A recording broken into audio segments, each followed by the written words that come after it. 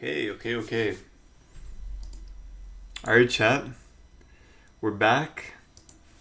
You know what? It sounds really weird when there's like nothing playing. So let's get some background music. We're fucking back. Okay, here's the plan. I want to be consistent with my stream schedule, but 5 signs you're in the friend zone. Wait a second. Here are 5 signs you're in the friend zone. Number 1, she only meets you in public. Hi, it's so nice to see you again. Yeah, stranger danger, bro. She probably just doesn't want to be alone with you. Number 2, she wants to split the bill. This one's tricky because women want to be independent nowadays, but if she really wants to pay for herself, she probably just thinks you're poor. Number 3, if she touches your arm. Kev, have you been hitting the gym? Yeah, this one's also kind of confusing. She might just be making you feel better because you're getting kind of fat. Number 4, Wait, really? if she brings you ice cream. Hey Kev, I got your ice cream. She probably still thinks you're fat and wants to help you maintain your calorie intake. Number God. 5, if she comes over and tries to kiss you, yeah, she's just being polite, bro. Why would you do that, Kev? We're Canadian, so don't get your hopes up. Here are 5. Wait, no, this is bait. There's no way this is real. This has to be bait. If she tries to kiss you, you're telling me that's not a sign? There's no way. She says she loves you and wants to commit to a relationship. She's not into you. That's what I'm saying, bro. What is this bait? That does not make sense. She starts taking your clothes off. You're in the friend zone. Nah, this is a bait fucking short. This is a bait short, chat. This is not real, okay? Anyways, I want to have a consistent stream schedule. I mean, I stream every day, but like some days it's like 10 minutes before midnight, and some days it's like at 11 a.m. Yesterday it was at 7 a.m. Today it's at 4 p.m. So like, what the fuck is going on? I want it to be sometime in the afternoon. I want it to be either 3, 4, or 5 p.m. roughly. So then, because then I don't want to start too late in the day, because then if I start earlier, I can start editing. I can do my video editing late at night. So like if I start at 3, I could stream for 9 hours until midnight still, and like still have like a couple hours to be productive. But anyways, I was gonna be live at 3, but I ended up cooking, which took longer than I thought, and like, but I don't really mind because I hung out with my dad as well, so like it's all good. And I also worked out and got some stuff done, so it's fine. But anyways, let's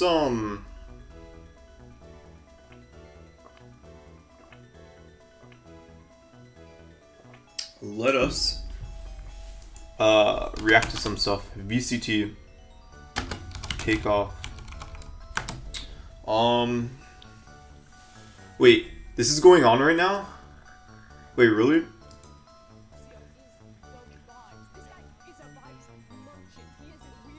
Dealing for everyone. And if there was one issue with 100 Thieves last year, they were a stallion swamp. And this guy, they looked stressed out last year, and this time around, Wait, Lucy's out there smiling, 100 chilling, Thieves vibing versus out. Sentinels. Wait, this is a banger game, chat. Look at his hair. This He guy literally takes the is Gecko. spotlight. He is Gecko, and I think the way that he is playing and the way that he's allowing this team to kind of thrive. Wait, have they played yet? Is this game Look 1? at this picture, making a joke like, in "It's the not middle me." matches. Yeah, he's like, damn. it really reminds me of Why is he rubbing his fucking stomach, bro? What the strong emotional leaders. And Zelsis isn't the IGL. I don't think they started yet, chat. Okay, how about this? I'll keep this tab open, and we watch one of the other matches.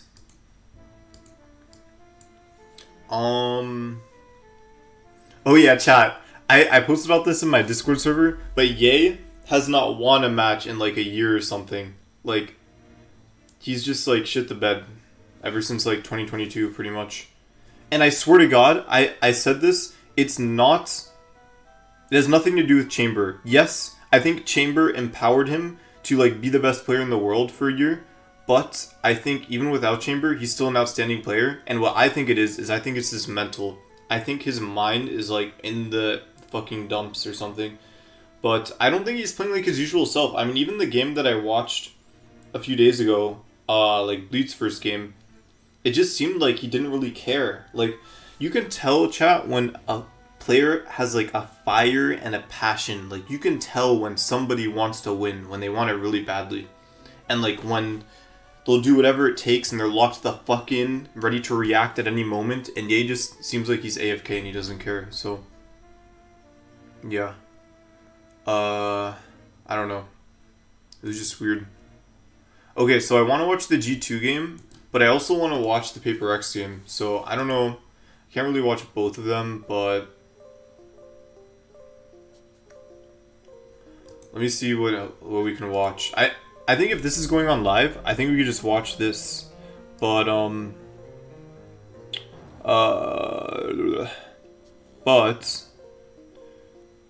yeah, we need to kind of burn some time before this starts, because like it's just not going on. So map 1 is out. This must be today. I don't really care about these guys. I want to watch this G2 game. And I also want to watch the Paper X game. I started this yesterday on stream, but then I was too tired, so I was like, never mind. And I don't think Europe has started, right? Wait, hang on. Wait, I actually want to hear this. I want to know why Lead thought he, like, underperformed. Wait.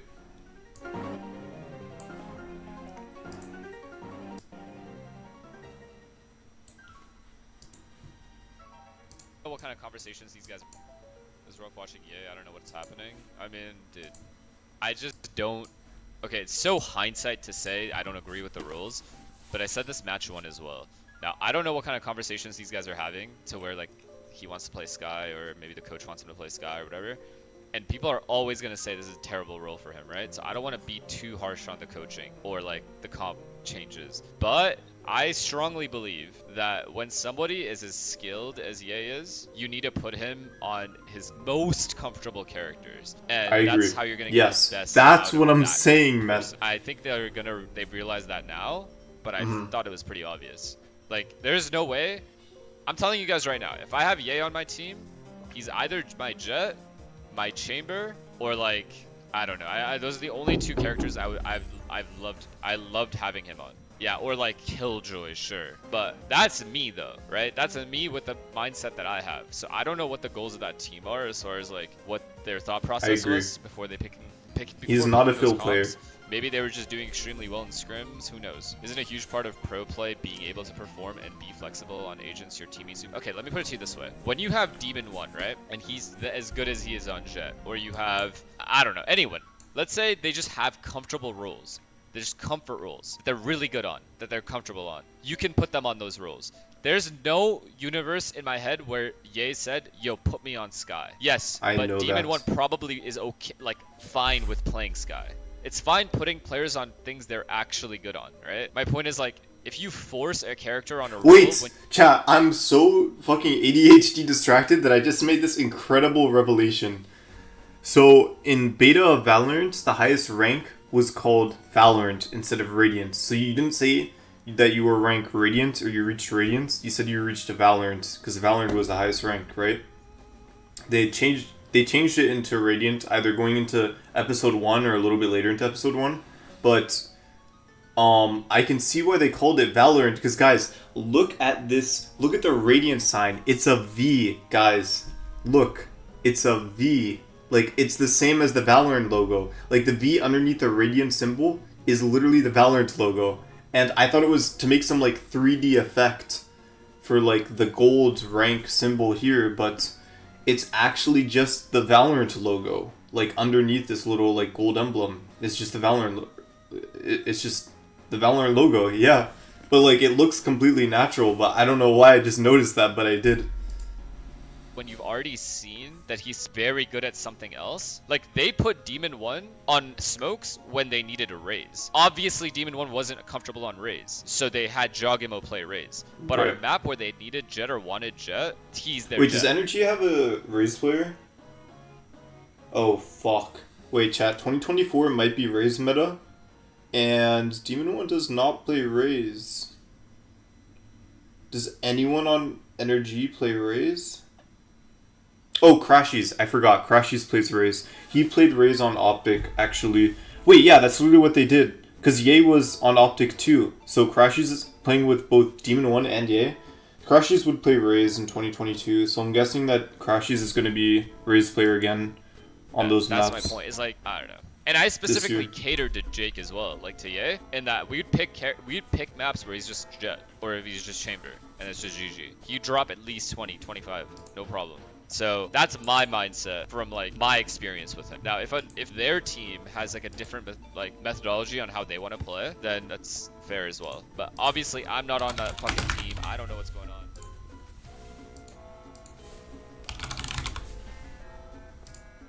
on. Yes, I agree with everything he said, and it does not surprise me, like, that a pro player. That alright, chat. I don't want to say that's like I'm as smart as a pro player, but like I have the same. I literally said the same thing before I saw this. This is why you see these teams that pick up these championship caliber levels players, and they just don't perform when they're put on off roles. Like same thing with Pancada and Saucy. Pancada, Saucy, yeah. See, Bleed didn't learn from their mistakes, like that's the issue. Yeah, he looked so lost and uncomfortable. Like, I didn't watch the game, but I saw a few clips from the... Because it was a split game, and he was playing Viper on split. I'm pretty sure.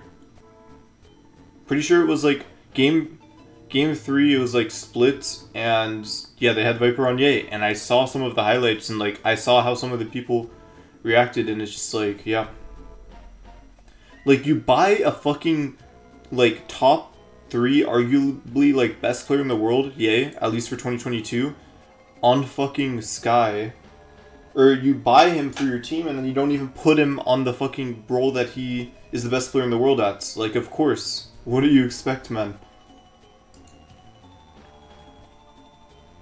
Old players saying Ye is washed? No, literally, no joke. Everyone just wants to see people that are up to be down. It's true. Ye had an that insane too. year last year and the year before, and now on any moment where Ye does bad, they will hate on it. Yep. But it would have been the same for anyone else too. Like, bro, if Demon 1 had a bad year or like bad matches this year, like this kickoff tournament, if NRG got double elim and Demon 1 played like shit, no joke, everyone's losing their shit, saying Demon 1 wash, Demon 1 this. Yep. Of it's course, true. Bro. It's true. Ye was only everyone good just with hates. meta. Are you dumb, bro? Ye was him on Jet back in 2022, 2023. Actually, Yep. No, actually not 2023, but 2022, before Chamber was even out, Ye's Jet was insane. Yep, it's true. People don't realize this.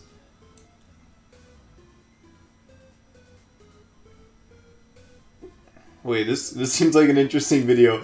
Holy shit, I get distracted so easily. I'll watch that another time. Anyways, wait, is this going on? Has this started yet? Come on. Okay, they're about to start. Wait, chat, I think we actually just watched this. Wait, I wanted to search, VCT Europe. Because, like, I haven't really been seeing what's been going on. But, wait, so kickoff for them starts tomorrow? Is that where I'm getting at? Because, like, Fnatic haven't played yet, I'm pretty sure.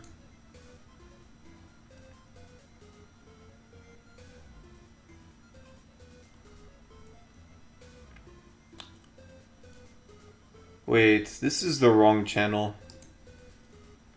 This can't be the right channel.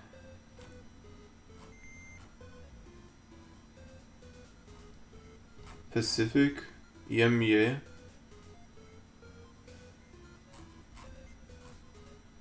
Okay, anyways, okay, I want to watch this, and I wanted to watch, I kind of want to watch the DRX, because I like Buzz. Buzz is actually one of my favorite Jet players. And I also wanted to watch this because Governor, like, popped the fuck off, and I'm pretty sure he's playing for Team Secret or Talon, one of these. I think he's playing for Talon. Pretty sure. Could be wrong, though. Oh, yeah. Minkai's on Global Esports, and I'm pretty sure they won this. I could be wrong. I don't know. Oh, well. What's going on here? Let's just watch this.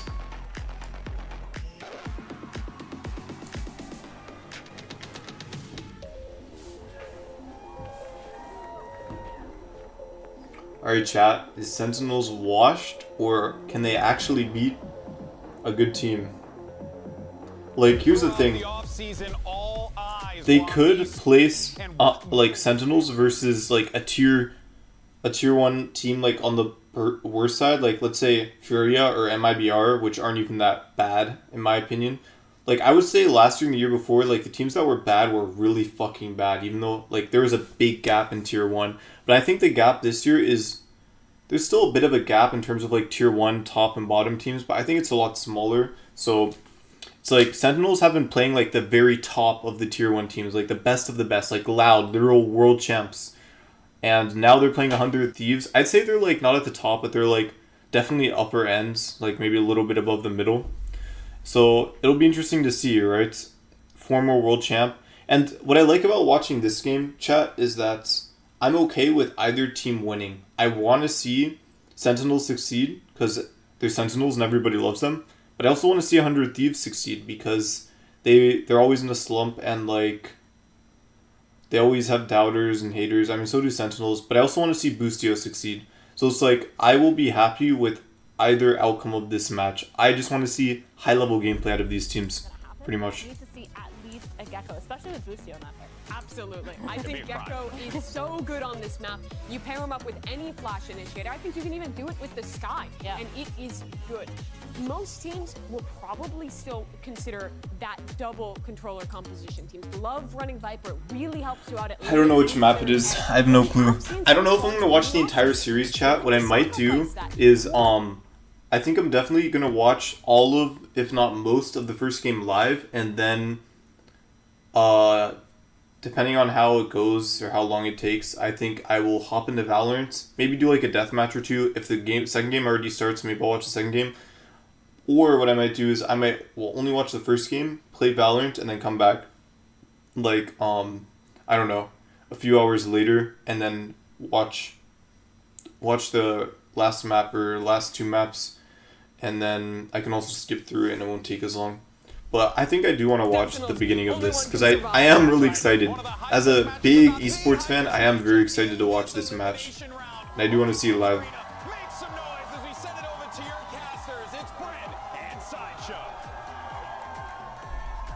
Everybody's been waiting for a match like this for quite some time. Elimination here between these two teams. One match to decide whether you continue to fight for Madrid or you're going to be waiting on the bench on the sidelines for over a month, watching everyone else have fun. Last year, we were kind of bookended by 100 Thieves Sentinels games. In week 1 and then in LCQ, both are like really big matches. It always takes forever for this shit to start. Okay, wait, they're already in game. Oh, it's Lotus. Okay. Is it still Viper Omen double controller meta? Or maybe Astra. I've been seeing Astra a little bit here and there. She's good on one map. I think Split's the map she's really good on. Defaulting sure. What Fnatic were doing last year with the fade instead of the Sky after the nerfs. But I love okay, so both teams are running double controller. Like teams can make this work. Here we go, chats. Why not? Okay. Sentinel's attacking. Yo, spam by Celsius. Holy fuck. At the start of the round, he just trusted Alcina's just dead. was good enough to keep the attackers back. Wow, they're really quick. I think they recognized right away that they were playing A side heavy, so they're leaning C, thinking that it's the weak side. Towards C, anticipating a refight here. You can see that's why Tens is holding that paranoia. Now they set their sights over towards the side, anchoring towards the back. That's Bang. He's got a lot to do here with the orb up to stop in the plans of Sentinels. I think they cleared close. Now here we go. Now they just go. Flying. Nade towards the back on top of it. No way. Smoke, that's Bang. That was a right click. Claiming an easy one apparently from that range. Still, a few more players to beat him, and eventually with the jump spot, they're going to be okay. Suited. Sentinels gaining ground. Bang did get one. Yeah, this is Sentinels just clear. They should clear. To really do some damage, slipping through and past, but can you find this one? Kills Elsis. He's low enough, buying time for the rest of his team to get into position. The damage done to him. 29 health with a triple face. Nice. Okay, this should be an easy match. Leave it to the one player now. Wait, did he fuck up his smoke? Or is this smoke on purpose? This setup inside a low smoke. Nah, this is insane. I've never seen this. It looks like it was on purpose, maybe. Wait, this is kind of a cool smoke. Possibly make anything happen. Okay, let's go. Okay, Sentinels, I don't think have terrible pistols. I think their pistols can be pretty good. I mean, they won pistol against CLOUT too, right? Even though they lost to CLOUT, they were still not bad on pistols. Although So I'm sure that works against plenty of teams. Because if you throw your nade and throw a Caesar or Horns at the start, most attacking teams are not going to be. I mean, I think 4 agents will stay consistently the same on this map, chat. Viper, Omen, double controller, super good, but then the other 2 is you will pretty much always see a raise and then also a fade. And the reason why is because you can do the nade like grab combo, right? So I think those 4 agents will be very heavily picked on Lotus, but then the last I think can flex. Like, so for the 5th pick on 100 Thieves, they picked Chamber. Meanwhile, on Sentinels, they went with Killjoy. And you think about it, Well, I mean, I guess it's the, you know, I think the Sentinel role in general is very flexible. Like, I'm sure you could go Cypher here as well, maybe even Sage. Like, I could see a really good argument for like any Sentinel on this map, because I think Haven, or I think Lotus is similar to Haven. Oh, that was a nice shot. Controller down, 1 controller down. That's huge. They want nothing to do with the Let's A go. site. Now going to start to make their way. Alright, chat. See, imagine if they put Yay on Chamber. Like how they have Cryo on Chamber, bro. This is what I like to see. Interesting how... I guess it's not worth going Jet on Lotus. At least not... These guys don't think.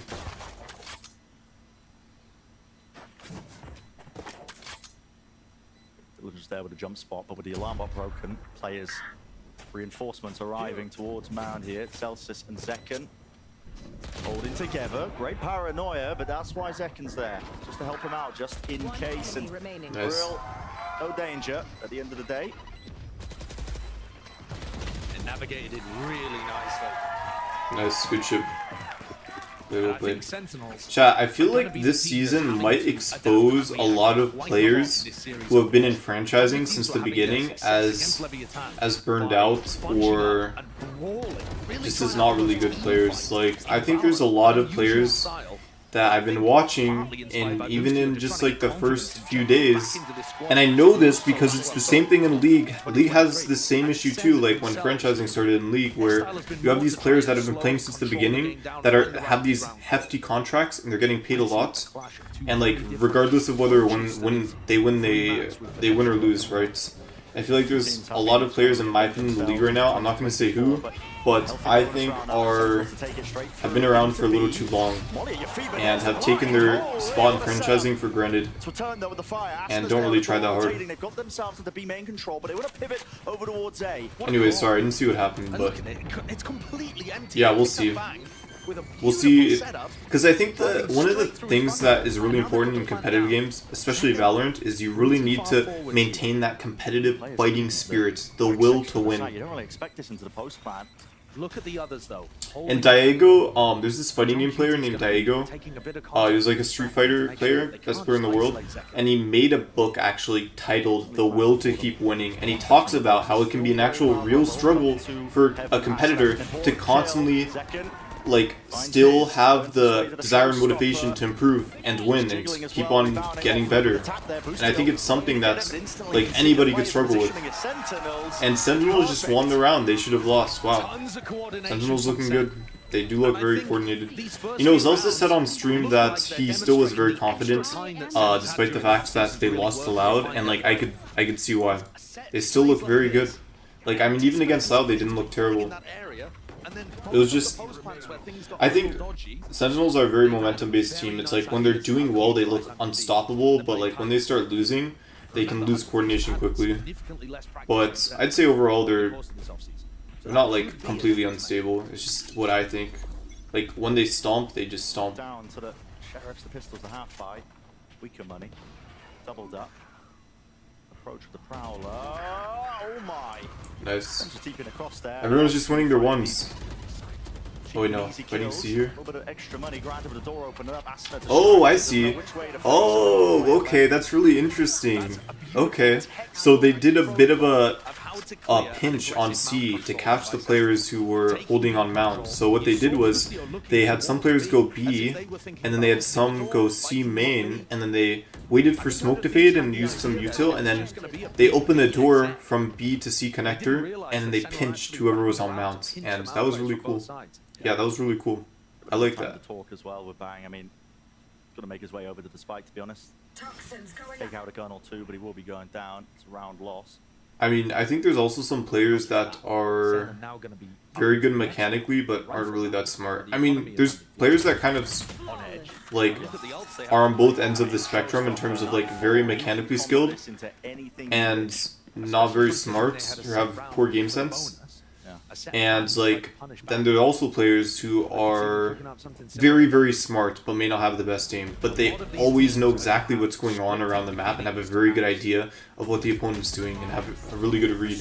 That's why it's like, you can be, I think, a pro player in Valorant without really being that good at the game if you're just really fucking smart. Like, if you're smart, but you're not actually good at the game, that will carry you far, I think, further than good aim. Extremely viable kind of thing to do.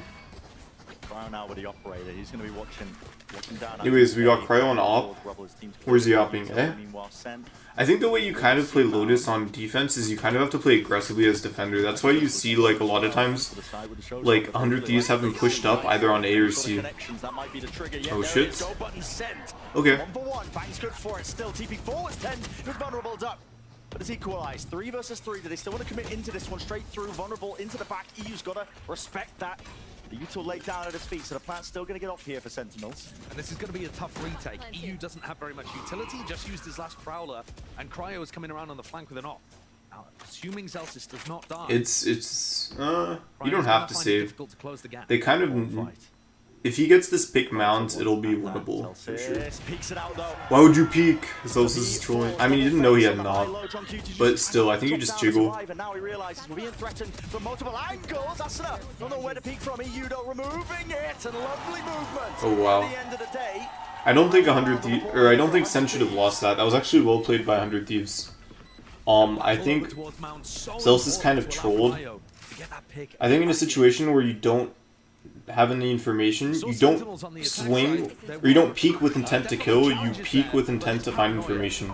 Keeping the rest of the team back from Boostio and baiting out. I mean, it was close though, nice try. Created that player advantage situation that then, you know, enabled a 3v3 retake to happen.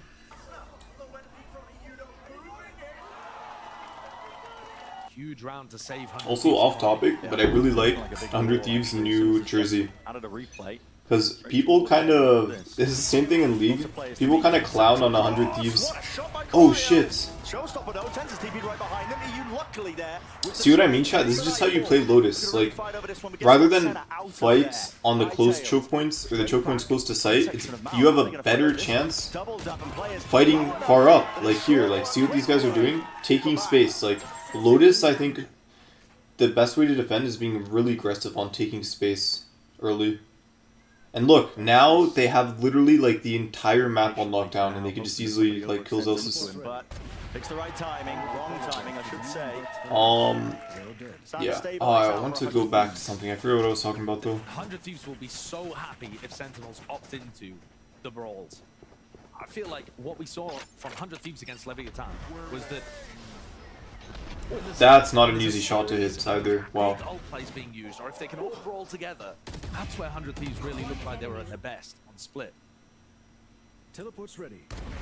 Definitely what they were trying to lean into. What more of the, you know, like you said, the big team play style. 100 Thieves though did burn some really big ultimates there to try to keep back Sen. And that teleport play from Ten's almost worked. Here's another look, somewhat similar to the fast play V hit. Before. Ten's actually omen ulting into sight. Would have been a distraction for Zeka to peek off had it. Ooh, this is gonna be a fast plan. Okay.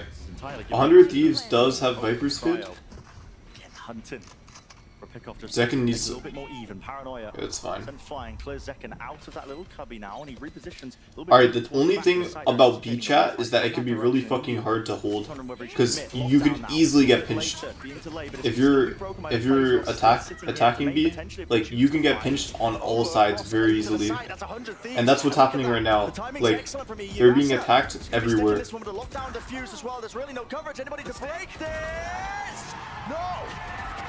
Yeah. Unlucky. I mean, there was so much happening. It's like they were literally fighting for every choke point. 100 Thieves was smart. I think also it's like the best way to retake B is you need to have pressure at every choke point. And they did that perfectly. They had somebody on every side pretty much. 100 Thieves did. Whenever I see like 100 Thieves win, or like the same thing on EG with Boostio, he's just always so fucking happy for his team. It makes me happy to see. I love having a teammate like that on my team. I'll always, it's like the best kind of teammate to have. Just guy who just, not just like a positive guy, like, don't worry guys, we can win this, good job, but a guy who's like, yeah, like, let's fucking go, like, you know, that kind of guy. Like, very fucking, I don't know. It's just good. Competitive. That's a mad play. That is mad. They caught Cryo Slacking. But another sign perhaps that 100 Thieves have not quite had the time to really refine those protocols in the same way that SEN has. Doesn't necessarily mean that SEN are going to win off the back of that. What a potential play by Bang. He backs up. A little bit too deep there, does Prowler. Now the nade as well. Snake bite towards your feet. What a shot by Bang. EU still. That was a nice satchel. I mean, you get on the box, but never called to cancel. Wasn't enough with this one. Almost like the bait and switch. You expect them to be in that scenario. Double satcheling is so hard to get right, chat. Like, I think players just need to study Jing, because he's like the.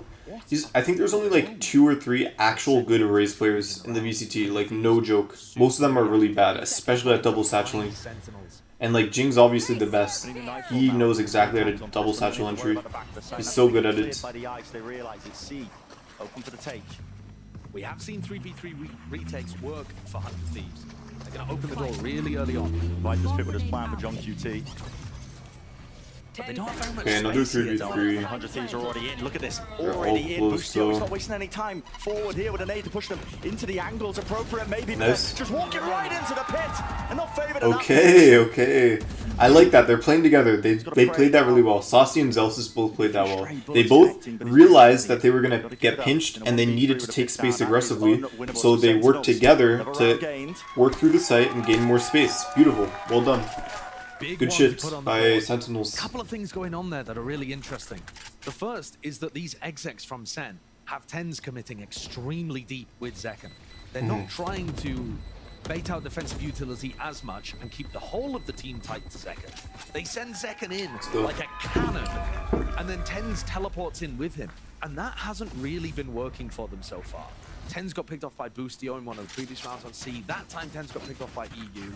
So it's an interesting style. This game is fun, chat. I'm enjoying this. This is fun to watch. The other thing that actually worked for Sentinels is that they were able to pause the round free and bait 100 Thieves into being a bit too active, leaving the site. We were talking about right at the beginning of this series, really, the stylistic differences, and SEN have been honing this over the course of the off-season. The ability to just take their time in a moment and say, okay, guys, what's the right play here? Well, we'll do it together. And they tend to make the right moves a lot. I mean, these mid-round calls, I don't know if it's John QT or what, they have a lot of vocal callers in SEN, but typically, it's what's been paving the way for a lot of their victories. And yet, at the beginning of the season, we find both of these teams in elimination matches. I think that speaks to the caliber of the teams in Americas, but also how difficult this group is. We knew it would be absolutely brutal. But frankly, I think under T timeout, I mean, yeah, makes sense. Good level so far. Yeah. 100 Thieves in particular exceeding expectations, considering that they haven't been able to play with Boostio for an extended portion of the off-season. Man was trapped in jail. Key thrown away. Yeah. To the very last moment. But after they busted him out and were able to do a bit of practice, they've certainly been cooking. And they've got decent team coordination too. Chances for 100 Thieves still obviously abound.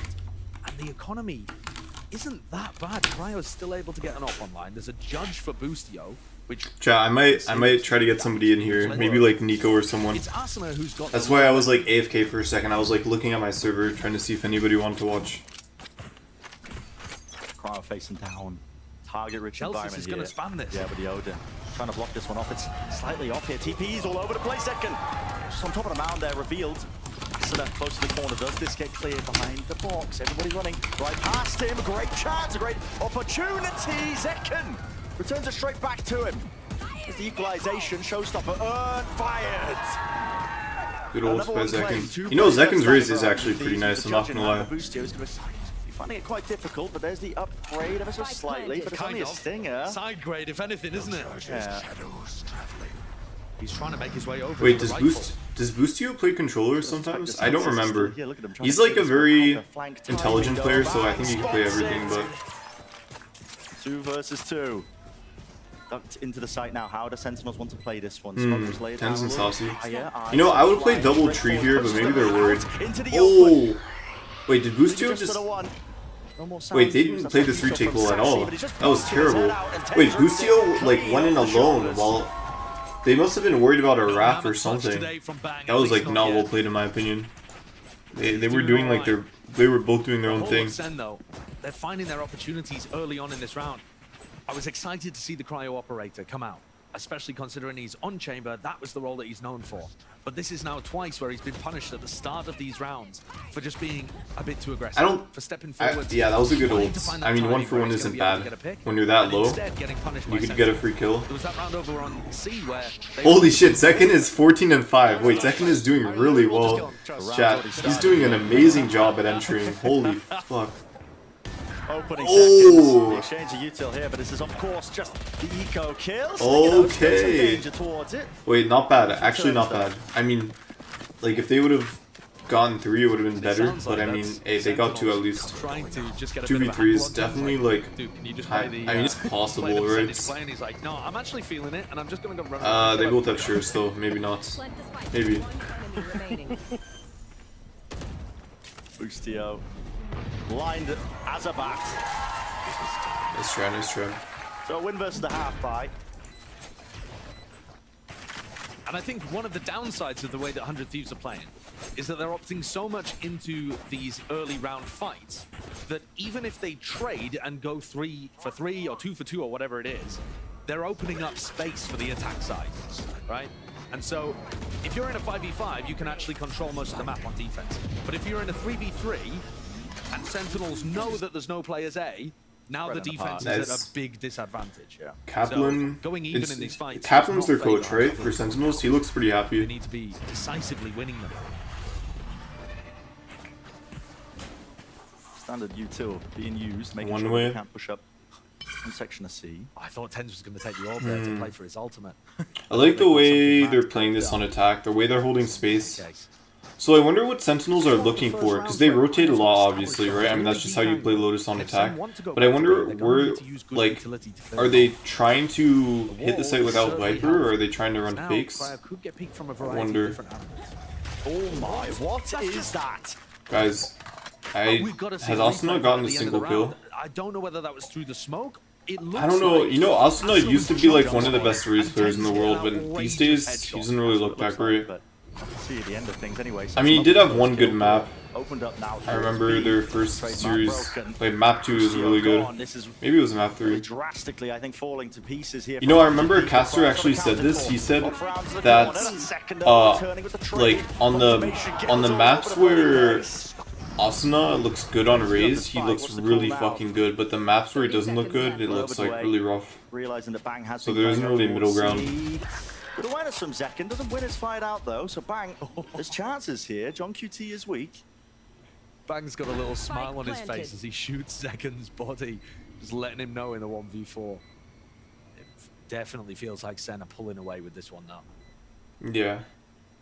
Center's play for Bang, it hurts, but saving the gun has to be it with only 350 credits to your name. It's actually tough too, because he'd love to get another kill, or even die if he could keep the rifle in some way, because that would get him the ult orb to be able to get up his Viper's Pit in the next. Honestly, yeah, saving isn't bad, ult isn't bad. Sentinels are looking good on attack. We'll have to see how they look on defense, though. You know, it makes sense, chat, that, now that I think about it, it makes sense that Riot removed Haven from the map pool and put Lotus in. Seems like they really only want 1 3-site. Maybe they only want 1 3-site map in rotation. So maybe they take out Lotus and then bring Haven when they bring back Haven. I don't know. But I'm pretty sure Haven and... Oh my god! Oh, those are some crispy shots. Yeah, okay. Last year, we were talking about the level. I don't really mind Lotus. It's actually one of my more favorite maps. We're talking about it all the time. Like I don't mind Lotus at all. I think it's fun to play on. I think it's pretty Now balanced. that they've got the foundation. Like it's definitely not attack that feels, or it's definitely not a map that feels impossible to attack. Like there's so many ways to like creep onto sites, with especially with there being 3 sites. There's like a lot of ways. Information going to be called out here by Sassy. Knowing that there's players there, popping up, top of the angle.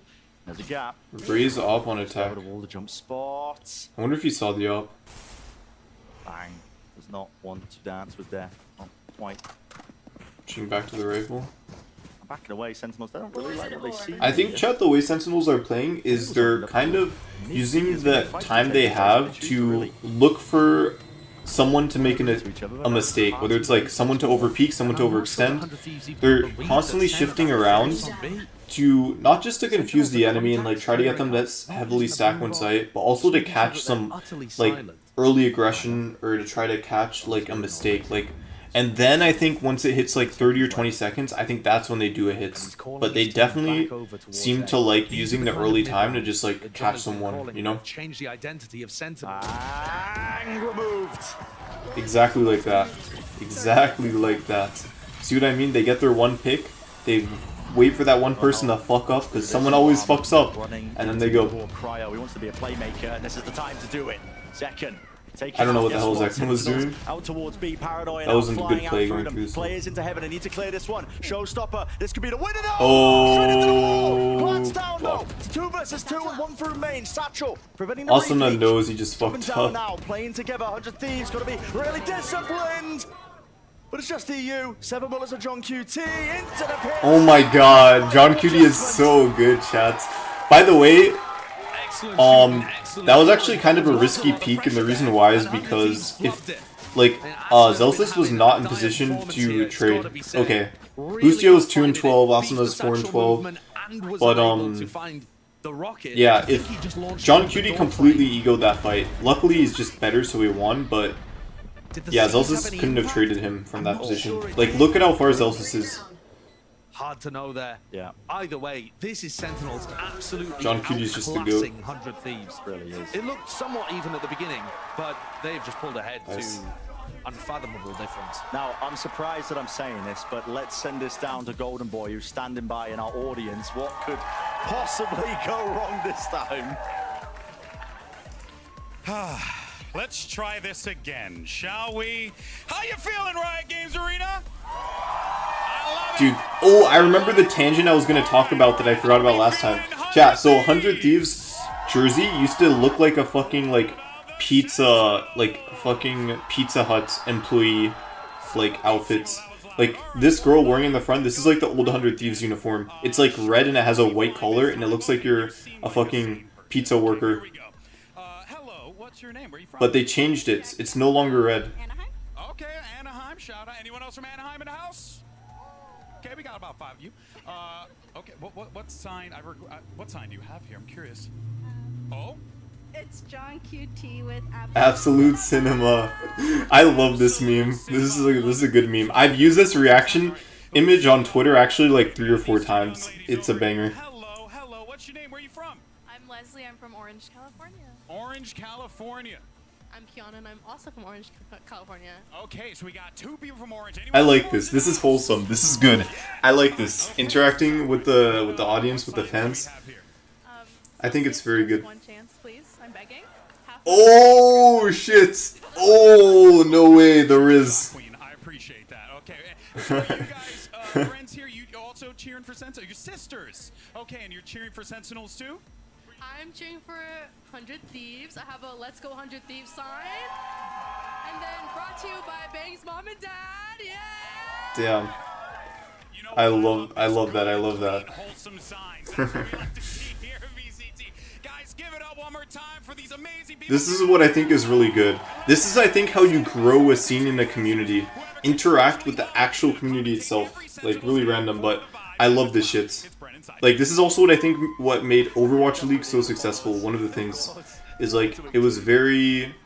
Like, the community was very, engaged, and... Like, Overwatch League did a good job at that. Anyways. Okay, so now Sentinels are defending. Let's see if they do anything aggressive. They have a jump peek. Okay, one way. Leaning C side, holding space A side for 100 Thieves. Really important one for 100 Thieves. And now the pressure's going to be on Asner again, because he's got the job of trying to open up these sites. Blast open choke points.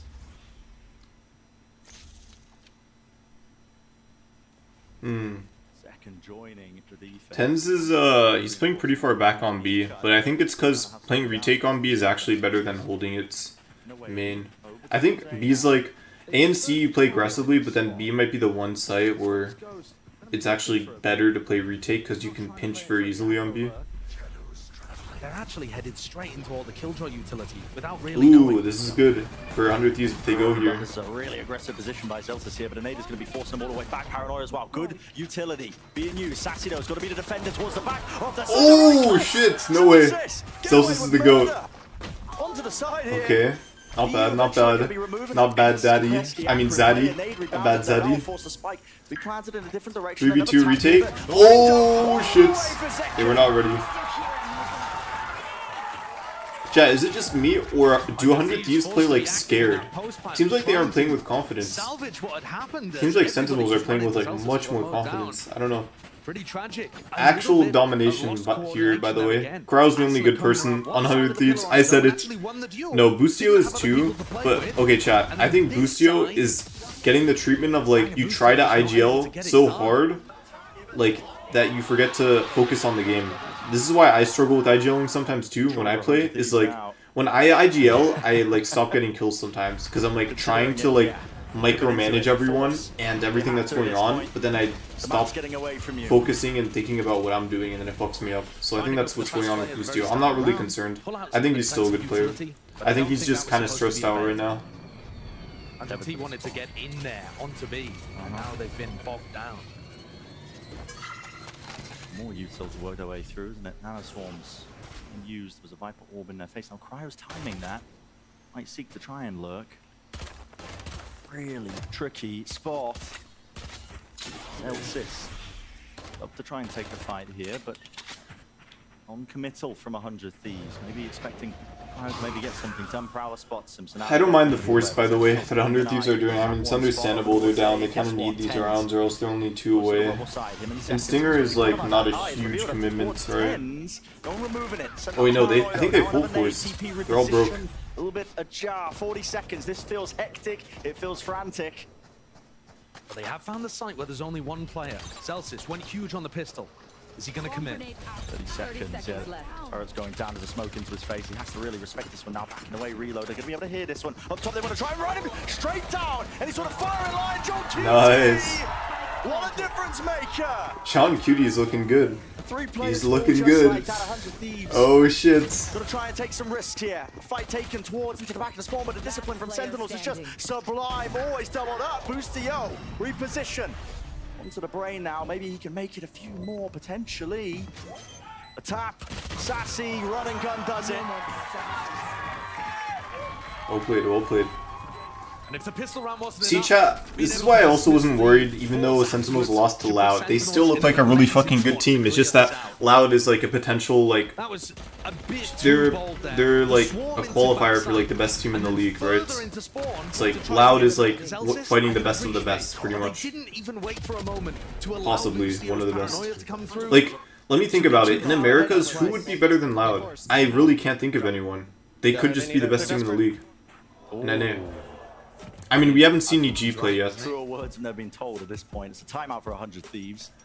We haven't seen EG. I'm curious to see how much. It'll be interesting to see how much coach matters, right?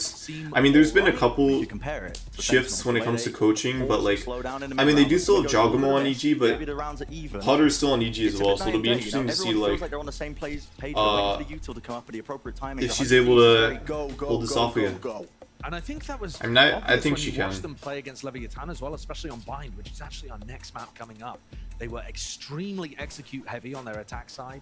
Didn't really have too much differential in pace.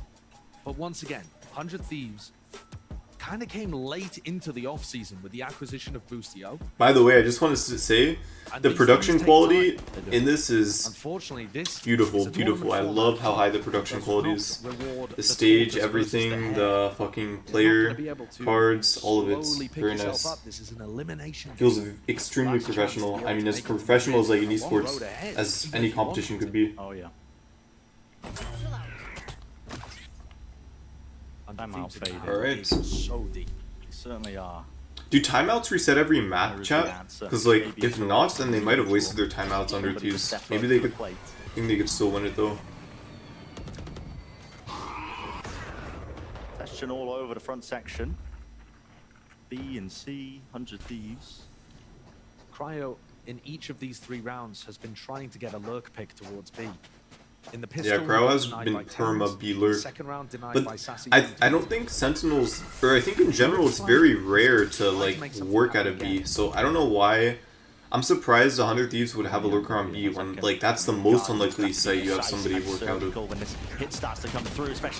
Okay, bang. Good Critical shit. shots to be hit there. Cryo's going to be hearing the rotations abound as well. And what is the call to be made? Middle? You know, maybe it's not bad. Just Thieves get those 2 picks, but no, they break the door now. Okay, he's not just watching flank, he's flanking himself. I see, so that's the benefit of having a B lurker on Lotus, chat. Is that you can watch for aggression, you can hear for rotates, and you can even lurk yourself and give your team the option to then rotate to that site that you're holding. That's really nice, because if they don't like A, oh, no problem, you have someone on B, you just break door, go B, easy. Very nice. Big kills to shut down any danger of a retake coming through. 100 Thieves destined to get up to 4. One with the rifle knows better than to contest that one, so this will be round win for 100 Thieves, like you said. I think if 100 Thieves picked this map because they thought that the Cryo Chamber was going to have enormous impact, they probably need to find a different role for him on the attack side. Because he's having to play off the distraction of his team rather than being able to actually initiate anything himself. Okay. And in a round like this, he just ended up being the backstab lurk. Okay, timeout is big. This fight in rubble defined whether or not really the round was successful. 1 enemy remaining. It would be cool to see Sean Gers coach again, because I think he was definitely like one of the best coaches in the world. But he's retired. He casts sometimes though, which is cool to see. Showstopper for Asuna. Ooh, are they going to use Showstopper early here? The safety policy. Satchels through now. Oh no, he uses double satchels. These players up. Made rebounds. Going to be forcing them out wide. Sees on top of it. I don't know about that one. Scared of a collapse from Sentinels, Asuna uses his ult already. That's an enormous tool for them to try to get into the site. Yeah, chat. So early on in the round, I understand the double satchel, but ults there, I think that's kind of like a fearful ult, you know? I don't really think that's a good ult. Cryo sees the shoulder, but I think so does Zelsis. Same spot again from Cryo. Every single round on the attack side. So not very much variety. Now he's starting to move his way over towards C.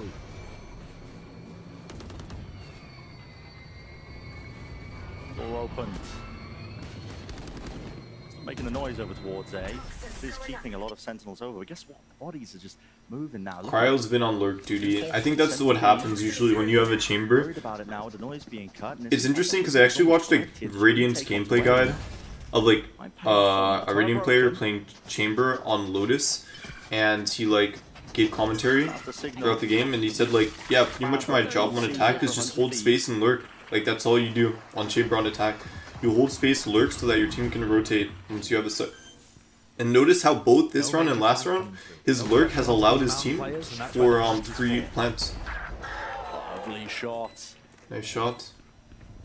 Boostio has been a little out of the action in this game so far, but that's a good one for the confidence too. The rifle. Paranoid with a satchel forwards here, but Zekken can't really escape. I don't know what happened during this timeout, chat, but 100 Thieves are looking better. Might opt into saving this one with the rifle. Tens, TP to try and get out, but no, can't break the tether in time. Celsius scurries away with what little reward he's got from this round. Expected result here then, as 100 Thieves managed to win on their anti-eco. But it took them a fair amount. I think it's interesting how they... By the way, John Cutie is usually their sentinel player. You know what I like? Like being able to collect an orb, I like that the players that are comfortable on playing multiple roles, like you can kind of shift around. I'd say it's like kind of a unique case though. Because, like, I think Celsius is a flex player, and, like, John Cutie is usually a sentinel player, but I guess he really, for whatever reason, he really wants to play Viper instead. Or maybe Zekken isn't good at Viper, I don't know. That we saw from SEN on their attack side, the way that they comboed ult into ult as they got to the important round. Yeah, save our guns. Good shit, boys. Yeah, good shit. 1 round at a time. That's how you got to approach these moments. 1 round at a time, boys. Understand that it's still winnable for them. Thieves. Oh shit. Only would have started pulling the trigger a little bit earlier. Expect them to hit the switch here. They are fast through now with the paranoia. He is going to be approached from this position, and he needs some help fast. There's no one really to help him. Okay. Good shit, man. Right from the broken angle here with the dude, Zekken's nades have been very good. I don't know if you guys have noticed, but his nades have almost always forced either a kill or someone to reposition. You will eat your big toe if 100 Thieves come back. I mean, they were looking good for a couple rounds there. Cryo's lurks have been really good. Oh shit, no way. He found them the B site. And that's a major impact there. Cryo has been winning like his team these last few rounds. He's looked very good. Surely he's done enough still. It's a man disadvantage. Boostio. Okay, Boostio coming alive. The second player there. Good shit. Assume that Celsius is coming through the door again. Cryo's covering it, but now with the flash as well, the timing on that one is just perfection. Up top. Boostio working around, waiting for the timing with the tap. Oh my god, no way Tens wins that? Tens is just too fucking good, man. I want to see his POV, because he must have hit a nasty flick.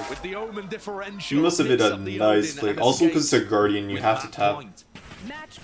I want to see a replay of that.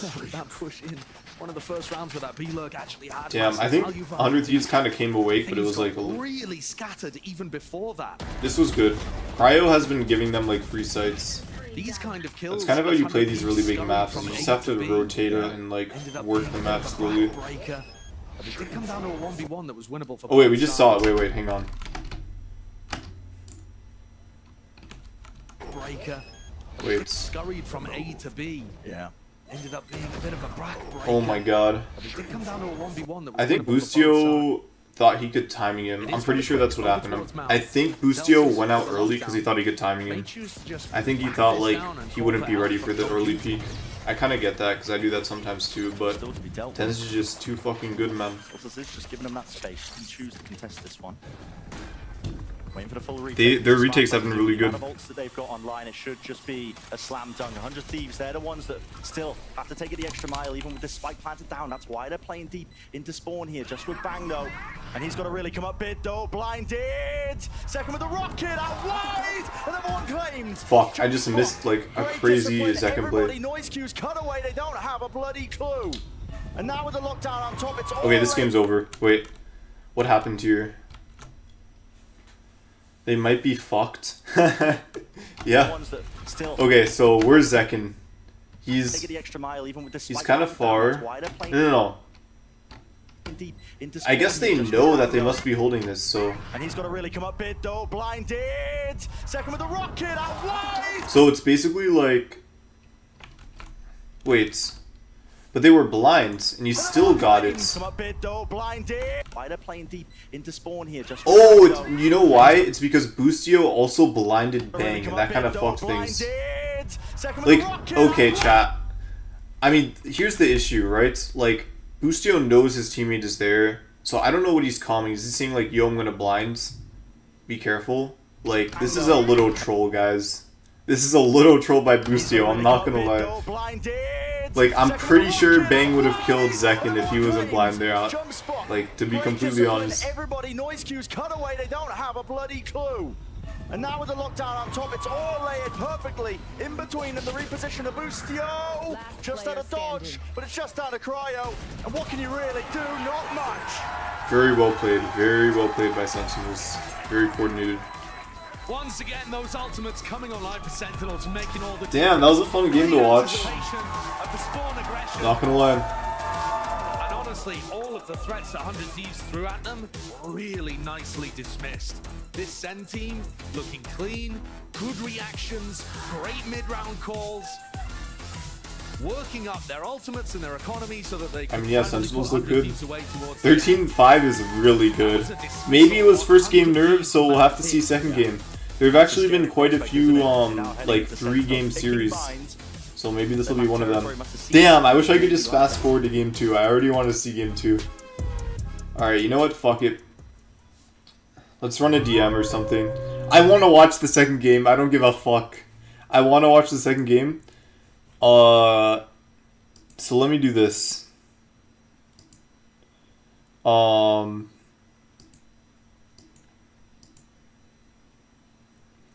Let's run like a few death matches while I wait, cause it's probably gonna be, I want to say like 10 to 20 minutes, 20 minutes at most, probably before game 2.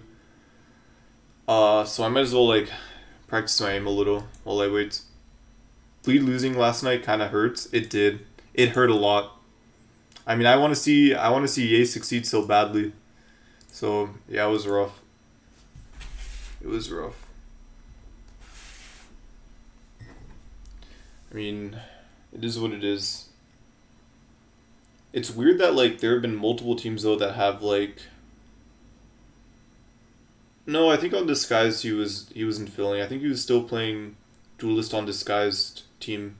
So I don't know why Bleed is like so complacent on, or why they really want Ye playing Phil. I think it's weird. You know what's funny? I was watching Ye play Ranked 2. Like, before the season started in the off-season, I was watching him play Ranked, and he was playing Sky on Lotus. And I remember, this is like a month or 2 ago. This is probably like, what, 2 months ago? I was watching him play Sky on Lotus. And I was like, huh, that's weird. He better not be filling this season. But, like, I had a feeling he would be. And I was watching the game, and he looked just as uncomfortable then as he does now, like, playing Sky. He just... it doesn't feel like him. So, I don't know, man. Rough.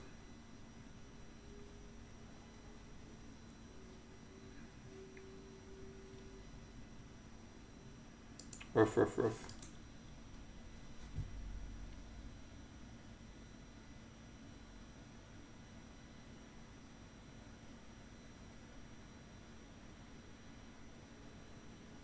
Yeah, OG Optic, just without finesse. Yeah, it would be cool. At the same time, I don't mind Demon 1 either. I mean, Energy look good. You know, people really there's 2 players people really undercredit. And there's 2 players where no matter which team they're in, they always look good. And those players are Victor and Crashies. They have like a rule, I remember they said this before, where they are like they're like a duo deal. Like, they won't play on different teams, they'll only play on the same team. Like Victor and Crashies. It's interesting because like nobody really talks about, like, they're not really known for their aim, but they're very consistent and they're very good competitors. And I think what it comes down to is consistency. They're not amazing in any way, but I think they always perform and they rarely have off days. And they just always look good. And they also have very good mentals, both Victor and Crashies. Like, you'll never see them like in their head. They're always on one, you know, they always look good. They never look bad. They're just extremely consistent. And I like that Energy has that. I think a lot of teams in the league struggle from consistency, actually, and like having good mentals. And I really like that they kind of have that backbone energy of like Victor, Crashies, and now they have Marved as well, who's also like pretty good. It's interesting because like when I think about good players and teams, I don't often think about individual skill. I actually think about like mentality and how good of a competitor they are. You know, I think that matters a lot more actually than people realize than just being good at the game. Because playing on the big stage is entirely different from like playing at home from the comfort of your own seat, your own desk. I did get Black Butterfly Knife, which isn't bad, but I already have the VCT knife, so it's like same animation.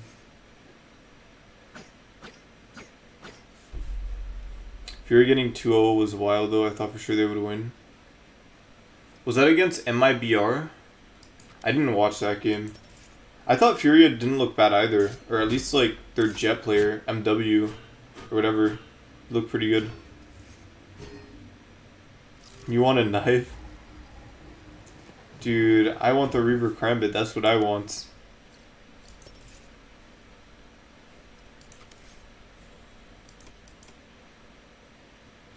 What should I buy? I want to buy one of these player cards. This one looks kind of nice, let's just get this one. Havoc played really well. Oh, he top frags? Damn. Guess it was just the first off game then. Alright, anyways.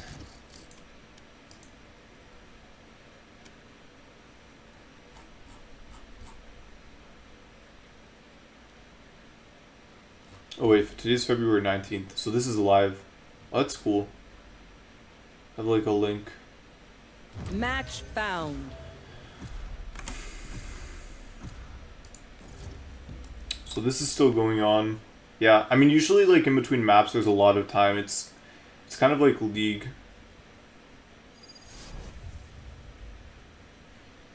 It's funny because like I grew up watching competitive Smash, right? And there's like no downtime at all, which is nice.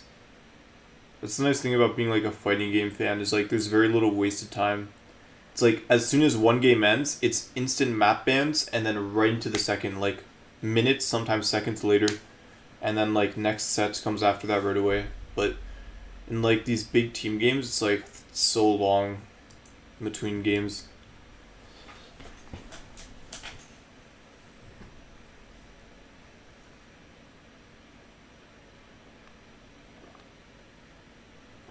It's kind of crazy.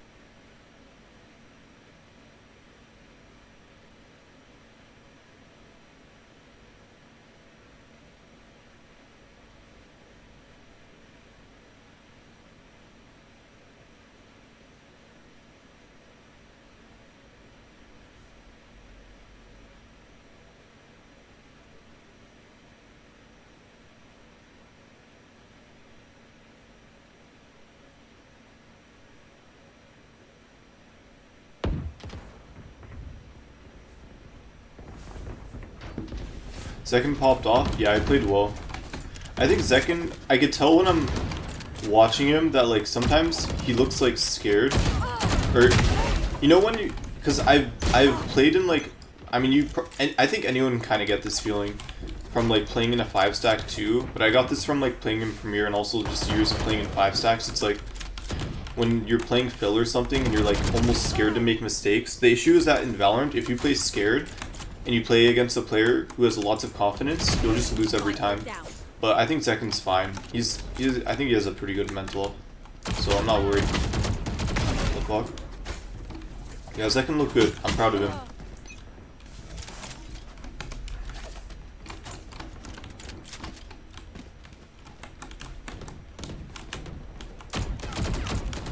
I need to hit the range before I hit a DM. Goddamn.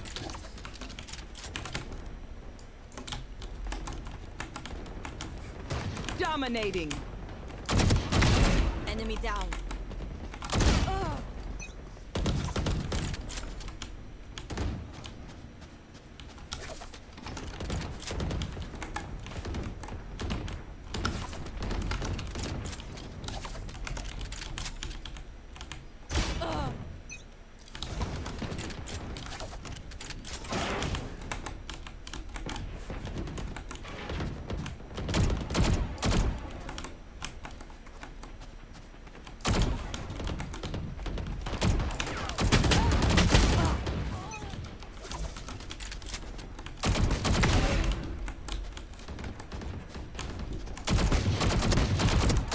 Holy shit. Omen killed. Playing Valorant without music sounds so weird because I always play with music. So on the rare occasion that I don't play with music, it sounds like way quieter than it should be. It's like kind of funny. I'm just like, what the fuck is going on, man? I feel like I'm in a ghost town or something.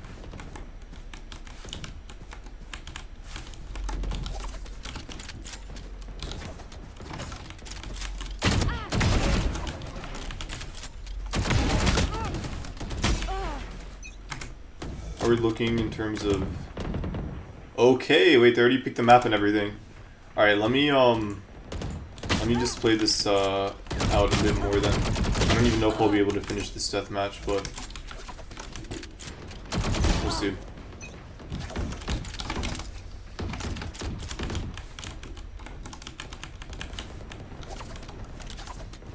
And this is on Yoru? Yo, no way. That's pretty cool. You know, back in the early days, like back when Yoru first released, he was actually like one of the very few people that played him and was like not bad at him. Like 10's Yoru is actually one of the better Yorus for sure. Maybe not like the best, like extra level, but he's still pretty fucking good, I would say.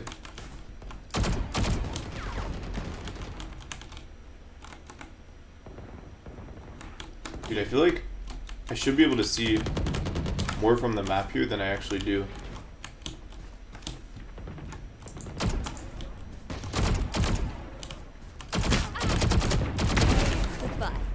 Alright, I'm over it. Oh god, they already started. Alternate angles. Now the dog's being committed on top of that one. Sentinel's defending, okay. Brim, Fade, Burst Sky, both have Braze, of course. But, okay, so 100 Thieves have double Initiator, Sentinels have double Duelist. They're not going to try to defend short that much. And 100 Thieves are just walking down. Attempt here with the plants. Nado rebounded. Stops it in his tracks. Rest in peace, little bro. Yeah. You did good. No cheers from the crowd. Put it up with the orb here. But Boostio now going to attempt. They don't have showers. Oh wait, no, they do have showers control. That's really important, actually. Many players. They have 3 flank. So many players here on the flank. To the sides. It's all about this, holding this angle. You get the first one. Sassy's got util out in his hands, flashed up, but it's given him no way. Oh god. Just going wide here. Battle on 2 fronts though. Out towards. Okay, wait, Boostio's good for 2. Off on a mad one with that one. 2 kills. Okay. On the repeat. Rare moment of discoordination from Sentinels. Fading away. Might be a fucking flawless as well. This is 100 Thieves. Well put together. You know, I kind of like the 3-man flank, but I guess they... Okay, bro. Okay. Get your frags, man. Great pistol from 100 Thieves. That is a really interesting Viper wall that they used. I mean, here's the thing. It actually wasn't that important that Boostio whiffed. It's more important that he stayed alive. Because he was able to tell his team that they were flanking, and he was able to say... Or he was able to like have presence, because as long as you're alive, you're a threat, and people are going to worry about you, right? So even though he didn't kill anyone, they knew that someone was behind them. Sentinels knew that there was like somebody behind flanking their flanks, so they were kind of like freaked the fuck out. Guess what? So has 100 Thieves. Okay, farming up the orbs. Benz loses his life. Did they really? Boostio's the one with the pistol. He's looking better this game. Maybe he just wasn't that great on Lotus. Greedy boy, but gets punished. By the way, chat, this is why you buy 4 rifles after winning pistol, because there's usually one person who dies. And look, now they keep all rifles 100 Thieves for bonus, and they only lose the ghost. And that person could just buy another rifle anyways, so... Or like, Asuna... Alright, he buys... Asuna buys a Stinger, interesting, okay. I'm surprised so many of them are buying Heavy Shield. I still don't really think it's worth going Heavy Shield, like, most of the time. Most kills are just going to be headshots. Maybe they're worried about, like, nade damage or something, I don't know. The middle lanes of the map and go for these big burst executes down short. Double face up. There's a mosh pit behind them. You've got to respect this if you are SEN. Backing out and away. That's out wide here. Still holding their ground onto the top of the box, but Tens is still going alive. kind of crazy. Right here with the decoy sent forwards. Cryo. He knows it though. Holds his ground. Gate crash to evacuate. No. Okay, good shit. Close one. But now that ult is online, Boostio, having got the plant down, has access to Thrash. They're in the way. Spots it though. Sends it flying. Bang. This is so aggressive. Vacuums up the space, doesn't he? Shows a little bit of respect though. Tail end of this one, 3 versus 3. Flank attempt by Tens right from behind here. Cryo. So it's back to all of it. All of it indeed. Saucy got a kill. Okay. And it's all up to Boostio. Wow, good retake. Tens won them that round. Not only was he good for 2, but he was even able to TP flank and get the person main. That's huge. Honestly, I feel like this is one of those maps where you have someone flank every round. So, like, I'm not gonna lie, whoever was A main should have been watching behind them. Or, like, they could have been watching site, but I think they also should have checked behind them every so often. And, okay, Cryo actually was about to check behind him, but I think he should have been more worried about flank. Well played, though, by SEN. Good shit. And Sentinels looking to try to adapt their setups to deal with what 100 Thieves are throwing at them. I think we're going to see tons of retake attempts here because 100 Thieves are Spark switch from your shop. You don't kind of feel like you should have just gotten it. It's really difficult. That's insane. You've gone a week without a knife. That's really weird, to be honest. You'll get one eventually. Don't worry. Me saying that, coming up on like a year with no Reaver Crambit. You'll get it eventually, man. Don't worry. Tools now. Ice and flying. Boostio. Facing the side as an anti-flash, but now he's walking his way up with the rest of his team. Asuna, one step closer to the big rocket. Boostio got the gecko cut. I love that though. Oh shit! The rest of his team combined, but how are they finding these kills? I mean, right behind him is Zekken. Nah, whoever peeks long like kind of trolled. Dude, see, this is what I mean. Zekken isn't afraid to just walk up and fight. He's not a pussy. That's why I love Zekken as a player. It does seem ridiculous that He'll just fight you. He doesn't give a fuck. Oh shit. Okay, this is textbook, by the way, textbook Viper play on Bind, is you do your orb wall A, and then you could lurk or walk up even. Okay, good shit by, fucking... Such an unorthodox position to be in right now. Good shit by Bang. The lurk paid off, they get side now. 3v3 retake. Bang is in a really forward angle here. Asuna just jiggling from the bench, spots it. Do they think about him at any point? No. Not likely. Flash, rebounds! Okay, wait. Senzuro's looking really fucking good. He's got balls of steel. Yep. On this map, I mean, he looks like a holy shit. Yeah, I mean, Tens is just insane. He always looks good. Genuinely, the kind of look, Tens gets 2K chat, and the fucking, like, everybody's going crazy in chat. Like, he gets 2 kills, bro, and everyone's just going insane in chat. Tens, I love you. Let's go, Tens. My go, Tens. Hop off, Tens. My king. Like, that's insane. Fucking the fanboys are crazy. Fanboys, fangirls. Oh my god, dude. I don't even blame them though, because like he is really fucking cracked. Yeah, it's nuts. Even is the score. 2-2 here. Barriers dropping. An attempt to contest over showers. Fast here. Asuna facing all together. And yes, weaker weapons, but the sheriff still deadly enough. Tens dies to cryo sheriff. Does Boostio try to punish in any way? I like this angle. Oh, by the way, chat, you're probably wondering how Brim got up here, right? Because usually you think, oh, you need a race satchel or an updraft to get up here. You can actually boost on top of this truck very easily with one person. It's super easy. Like, I saw it on stream the other day because Jing was doing it, and I think it's been around forever, but I just learned it recently. You can boost onto that truck by just having somebody, like, crouch in front of you. It's really easy. Yeah, I can do it next time I'm on Bind. I'll ask someone. All you do is you have someone crouch next to the truck, and then, or you're against the truck, then somebody comes up behind you, they crouch, and then you just spam jump, and then like the person uncrouches, and like it gives you enough momentum to just like get on top. Still there into bathrooms. Wall up. He's running it down TPs. He's trying to fake presence. It's pretty cool. I'll show it next time I'm on Bind. Hook line sinker, 2 players, but no. Maybe second guessing themselves here, walking forward. Damn! And it pays off. The off angle, the Brim off angle. Because look, if you don't know about this angle, because I mean, think about it. Like, anyone who thinks you need like a fucking race satchel or jets updraft isn't going to be ready, because like I don't know if Zekken was alive. Let's say he wasn't alive, right? It's only Brim, Sky, Viper, and Yoru. You would assume on 100 Thieves, oh, there's no one on the fucking truck, because like nobody could get up there if you don't know about the boost, right? And maybe they didn't know about the boost, so they just weren't ready for fucking Brim to be up there. Literally won them the round. That are really useful for retake. They did use the Seekers already in the prior.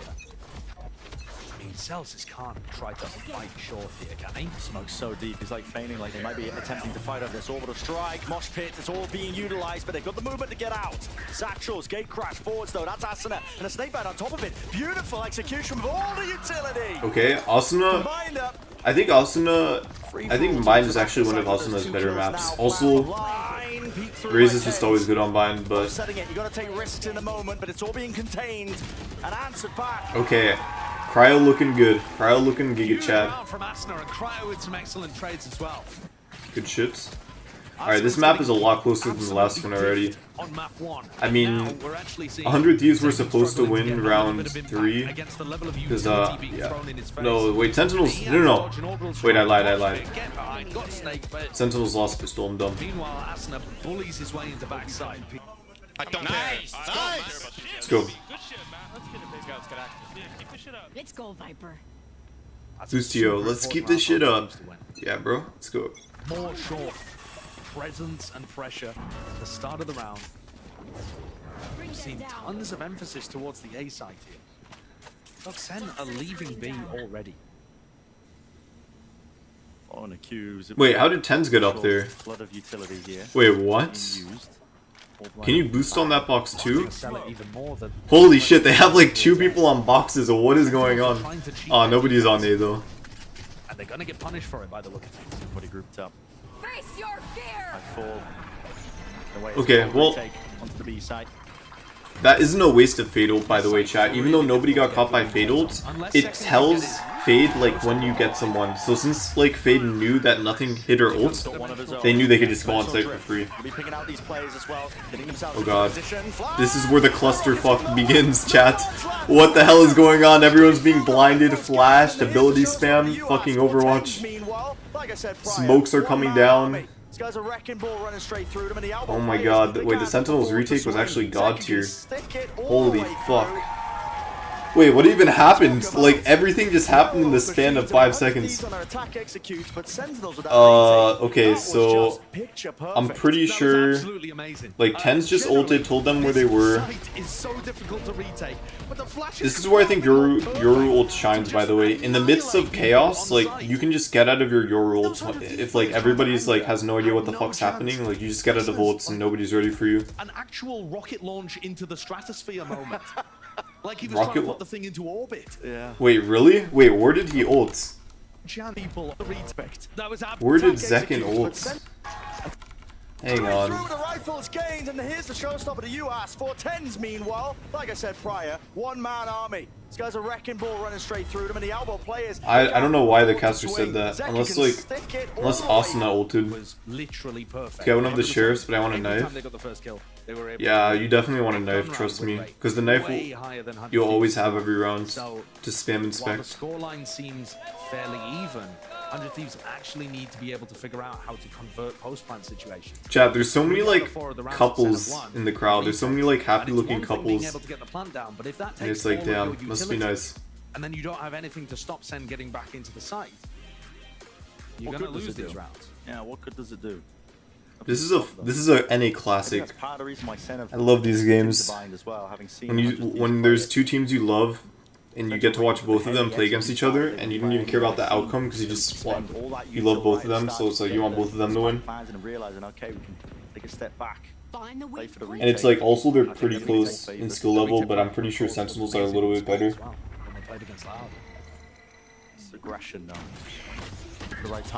So you know where Broken Blade? I feel like Broken Blade would fit you perfectly because it's like It's like the weapon of a knight in Viego and League is literally like a fucking king. Like he, I don't know. I think it's cool. It kind of matches your like style in my opinion. Close to the corner. But yeah, Xeno Hunter is also really fucking good. Also, you better get Reaver Karambit too if it's in your shop. You need to get Reaver Karambit Pro. Trust me, you'll regret it for the rest of your life, like I did, if you don't get it. In their way forwards. Second flash. No dice. Sassy is on an island, isolated. Tucks to the corner, and Thrash is going to be meeting him. Detain. Oh wow! Can we talk about the Thresh? So the first kill Or the Thrash hitbox, by the way. That hitbox size is huge. Like, the hitbox is so big, and the way it works is that, like, it's a circle, right? So it doesn't matter where you're facing if you get hit by it. If you're, like, behind, you could be way behind the Thrash, but if you're within the circle, you'll still get fucking CC'd. Damn, Riz vs. Riz. Aw, nice try. That was really fucking explosive. Holy shit. But what I was noticing during the game of 100 Thieves versus Lvke, 100 Thieves. I wonder, like, that's a potential nerf. Like, if Gecko ever gets too out of hand, I could see them, like, if they make any kind of adjustment, I could see them making, like, an adjustment to the old hitbox, like, making it smaller if it becomes too big of a problem. Like, just tune it down that way. Just make it much smaller. Or maybe even, like, make it so that it only has a front hitbox, not behind. If you don't have the ults to rely on, that, I think, is a question that 100 Thieves still don't quite have the answer for. Viper's Pit being committed B long. The Viper's Pit blocks off that B long avenue, which 100 Thieves have been playing there pretty often. Now, almost all the time, we're going to see teams try to Saucy on Sky. Saucy must be a big Sky believer, because he's been playing Sky so much, even though like she just got gutted. Looks like 100 Thieves. Not going for 7 ult point? Yeah, 7 is kind of cheap. They could also maybe make it more expensive. And you could use it twice on top of that. So it's only 7 ult points. You could use it 2 times. And it has a pretty big hitbox. And it doubles as like a better version of Skydog. It's pretty much what it is. We wait to see what these players can get done. Asuna. Jump spots. The problem with the TP pivot though, Bren, is you don't have anybody be long, so John Cutie's not getting pressure. They're giving it up, waiting for Bang to see if he can make his mark. Same thing. Bang did this 3 rounds ago. All he did was lurk up using Orb and Wall on A, and now suddenly he has control of lamps. Yeah, he's all the way behind them now. And he's going to be trying to put pressure on. Are they really not going to rotate though? Yeah. Flash, eye, everything committed. Oh wow. Oh, I see. They fake presence. Right here behind them, does he attempt to follow them? This is okay, now they go away. Yo, switch to fucking Bang. Oh, why didn't you show Bang's POV? Dude, these alerts have been winning 100 Thieves. Okay, I think it's pretty clear, like, what SEN has been losing to. It's like these fucking lurks, man. Wait, I just realized Sentinels don't have a Sentinel. What the fuck? They have no Sentinel on Sentinels, guys. They have no flank watch. So lurking is just broken. Make it look like they were going into B. Took the teleporter again. One through onto A. Cryo Pookie, give me a chance. I love the fangirls. Give me a chance. First Zelsis, and then Cryo. Such an important round as well, because it starts to build them back up to the ultimates. Asuna's now very close to a showstopper, which we've talked about how important that is for 100 Thieves style. And it knocks. We do 100 Thieves, yeah. That round 9 interesting. I'm pretty sure like a year ago or like 2022 you'd always see Killjoy.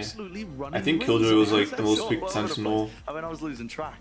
I don't think it used to be that way, no Sentinel comp. I don't think so. It was really, really cool. And like you said, critical timing for all of it to be happening. So they're taking a lead, 5-4. We mentioned the importance of this one. It's an elimination game. Bind the staging grounds, whether or not we see that continuation in the series. So every round counts for 100 Thieves. There. Start of this round, 100 Thieves grouped up very heavily towards short. Do we need KJ or Chamber? Yeah. Oh, because I think it's because Chamber would be played. And like he... Oh yeah, it was Chamber. Because like... Okay, chat, really quick. This little spot in the map right here, you would just put Trip here every round on attack. Because it watches both sides of flank. This was like an OP trip you could do. Because your flank was just perma good as long as you had the flank, or as long as you had trip there. I remember because I would do this shit too, like every round. Gonna be taken out here, 2 versus 3 now, but the spike planted. Let's put the time pressure onto Sentinels here, and they don't have the positioning. Okay, I completely missed what happened, but you know what's interesting too, because in my opinion, Bind is defender sided, but Sentinels are kind of struggling, so this might not be a good sign for when they attack. I think it'll come down to how well Tens and Second can work to get them on sites. Just double satchel or TPing. I'm excited to see what Tens has in store for us on attack. Like if he has any good like blind TPs or anything like that. It'll be cool to see. But this is how important round 9 was. I think if Sen get 5 year, they're fine. As long as they get like 1 round. Even 4-8 isn't like over.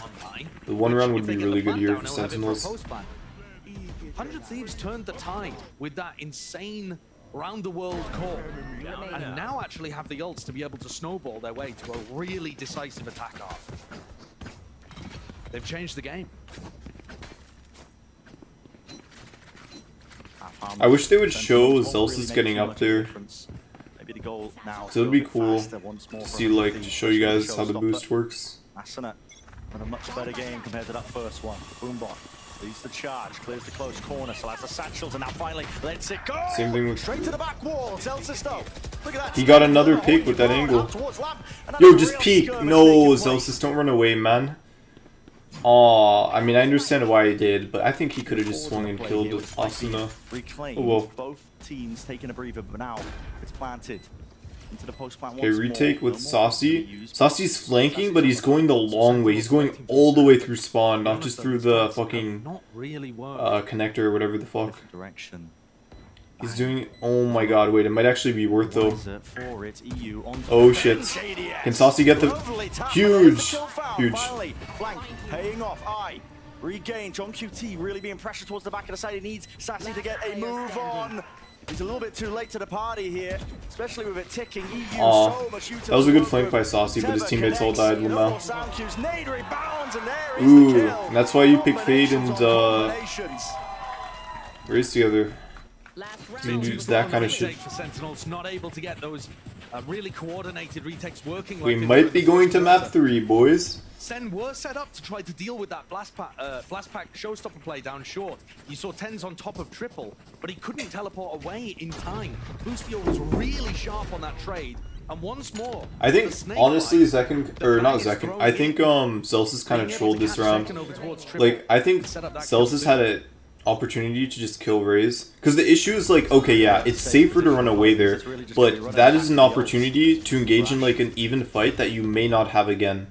So I think you might as well take the chance at like an even fight, or even like an advantageous fight, because like you may not be able to fight him like that again, so just fuck it. Just go for the fight, take it. If you lose, all good. 100 Thieves calling a pause and moving around. Definitely a little harder so to they already read used their game against Leviathan. Yeah, they already used the Go round 2, clear out towards Hookah now. Seekers, we offloaded. Detainment is there. Satchel plays. Oh, I see the idea there. Second close to the corner. Now the showstopper. Right to the feet. Takes them out. Boostio returns. Spike planted. 1 versus 2. Maybe a chance for it to be winnable. An 8 for Zelsis and Tens. I mean, it's definitely winnable for Boostio. 2 flashes. Because 1 more smoke for Zelsis. Wow, he's really confident he could just like take this fight. Oh, now he's outing himself? Here's the footsteps, doesn't know where they are. Okay. Come on, Zaddy. Oh my god, those, bro, you can't miss those, man. Bro. What a clutch to end the half for our Gecko cosplayer here. Defending world champion Boostio, showing how he got it done on the Well played by Boostio. I mean, see, this is what I mean, like, this is the same issue, like, Zelsis had earlier. He's too slow to, like, to realize things and like to act. Like I think as soon as you see your teammate die, like I don't know why it took so long for him to try and trade. Yeah, I think we're going map 3. We'll see. I mean, maybe the Yoru can like catch them off guard or do some crazy shit. On the other side of things as well, earlier, Oh, I think that was somebody's parents, or like one of the players' parents. parents. Like to have such a passionate fan base. Wait, Kaplan interview? During halftime? I don't think anyone on our team feels more pressure because we're doing badly or well and the fans have certain expectations. For us, we're a really competitive group. We're really hardworking. The drive to win for every person on the team is really high. We know we all have what it takes to be the best. So the pressure we put on ourselves is already great enough. It's pretty unchanging no matter the circumstance. I think no matter how the fans are feeling, it's motivational for all of us, and I push that on the players. We have fans that are more passionate and more invested in our success than I believe any team in Valorant. So I agree. when they're upset, Sentinels are really good. care, Like as a business, they're they're advertising, like their whole brand is like extremely successful. I mean, everybody just loves Sentinels, man. Crow's mom and dad. Oh, that was their parents. Or oh, their parents were there. Yeah, makes sense. Cool. Absolutely dire straits for the expectations, but I think you can be pleasantly pleased so far with the series that we've got right now. You're seeing 100 Thieves battle back against this Sentinel squad that were looking all too strong in that first map. And even in the first half of their defense rounds, they looked like Sentinels had figured out a way of playing against this. The retake strategy was working excellently up until 100 Thieves started getting a bit of momentum, got their economy going, got their ult cycle working, and then suddenly ran away with things. In those the Valorant Secret Lab chair is kind of cool. That now put some serious pressure on SEN. This super heavy double initiator exec style worked really nicely. Okay, let's see. I'm going to be paying attention to Yoru the most, probably on attack. Okay, sets up a TP to rotate B. So maybe they run an A fake. From downtown. Get to the Olympics. Or the NFL. I don't know. What's more topical? Okay, it looks like they're playing this very slowly. The way that Sentinels likes to play this. Wow, Flash just for ult takes orb. showers basically on he's his own. alone, yeah, most of the time. A lot of the time. But if you try to fight him, good luck. Even if you double up. Wait, is this TP it's gone? pretty difficult to stop. And just because TenZ is in showers, it doesn't actually tell you anything about which way Sentinels are defaulting. This dog from They're Sassuolo, definitely leaning A. Wait, they know that there's only 2 here somehow. It's their weak side. Okay, this is good. Wow, I don't know how. They want to try and fight this one in through lamps. Oh shit, that'll be huge. Nade on top? No, not quite. Oh, nade was That too. could have been deadly. A Wasn't far massacre, a enough. bloodbath. But the players still stand. They take a breather. 35 seconds in this round. Not much more time to Dude, work. planning, I feel Sentinels. Planning on A on bind feels so unsafe when everyone's still alive, because like there's so many places you can get shot from. So that's why they're taking so long, because it's like so fucked planning on A. All the way through. Because there's like, if you don't have backside control, it's just really fucking hard to plant. Expect the second player. 10 seconds left. They should have been able to hear how many people went through the teleport. Both teams have alert. Lucio not quite aware, but John can't capitalize. No, plant down though. The post plant now. Sassy. Should be. You dare peek this one into so many players. Well, his team are taking contact. Attention being diverted. Zelsa's going crazy. Oh fuck! Wait, Zelsa's insane. Yo, let's go, Zaddy. Good shit, man. Great call in the round from SEN to just put that pause in after 100 Thieves had got people in position to deny the plant and decide to take the kittens through the teleporter. Dude, I'm not gonna lie, if could have just swept yeah, what the casters are saying, if he threw that nade correctly, chat, that would have been a 3K, and that would have been like a highlight that you would have seen for years to come, like in fucking like VCT montages, like insane nades, like that would have won them the round single-handedly if he didn't fuck up the nade. He's gonna look back at that replay later and see there's 3 people like that were stuck in lamps, and he's gonna be like, bro, he's gonna hate himself for missing that. All good though, man. Happens. Equalize, but patience play by Sentinels. Fucked up his bird. It's a flash. Yeah, that flash though, when you pull it out that far towards the left, it doesn't. I think it's weird that no one on Sentinels got a Vandal.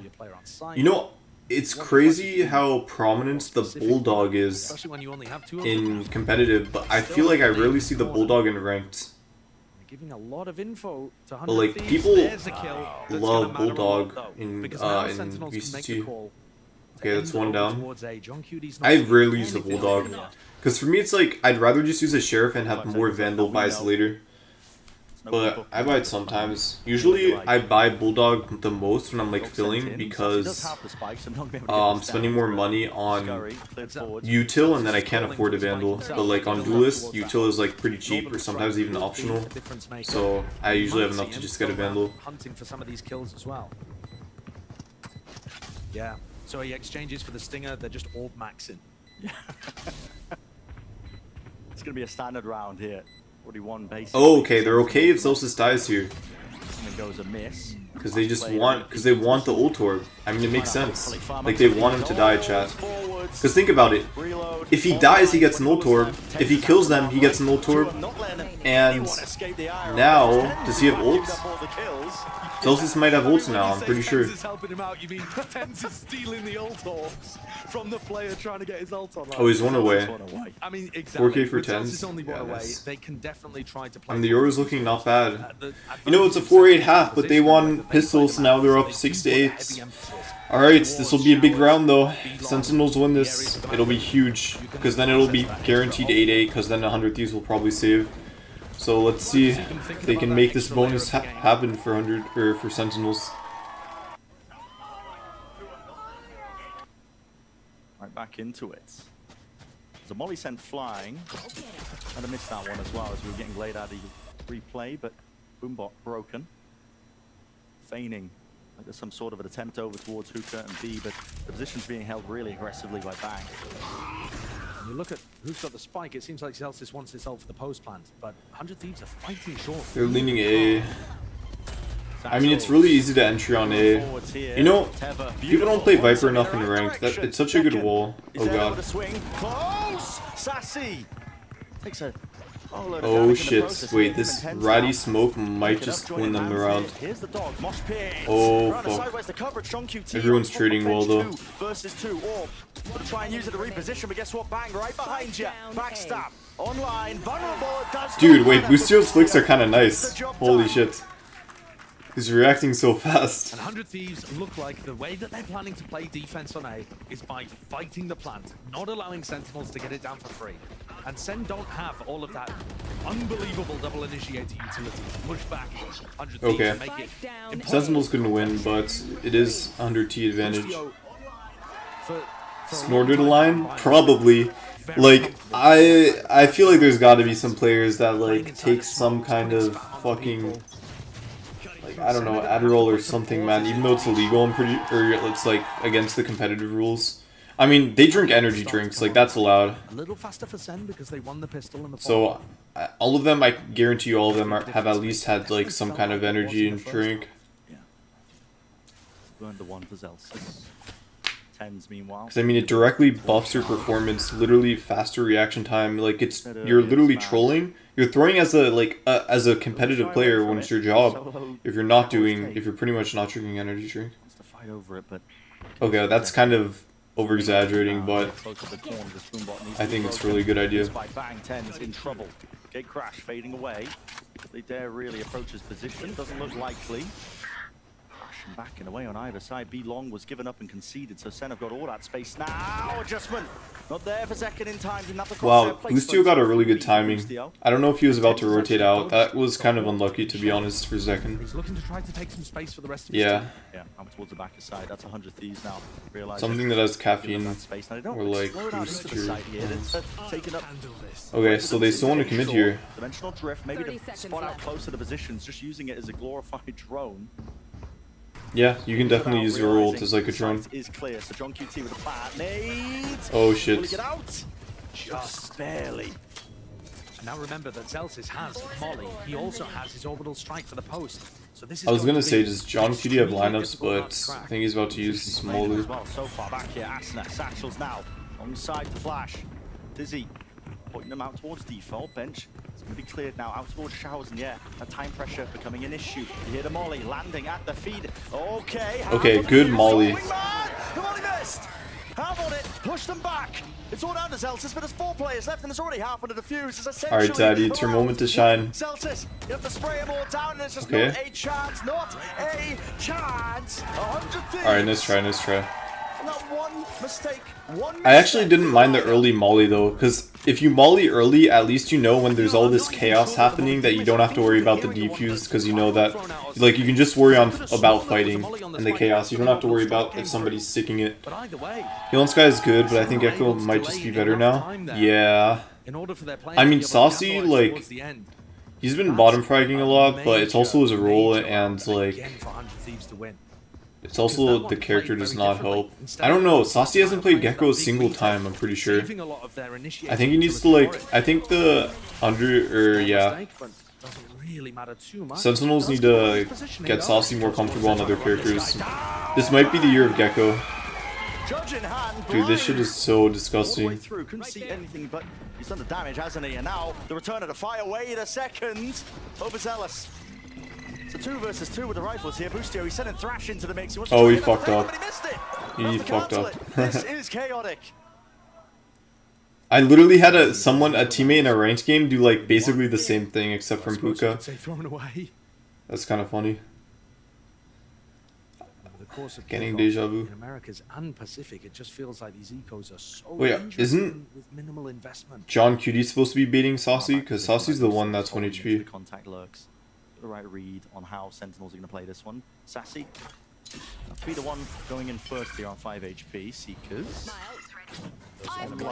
Committed. I mean, they are going to teleport as soon as they realize that these 2 players are close. It's kind of an early use of Thrash in my opinion. Yeah. There it is. Through Showers now with 30 seconds left and remaining. Okay, this is really good lurk by Cryo. Honestly, yeah, 100 Thieves just win this. I don't think they're going to be ready for this. Down. Wall up in their face. Doesn't catch the timing here. John QT!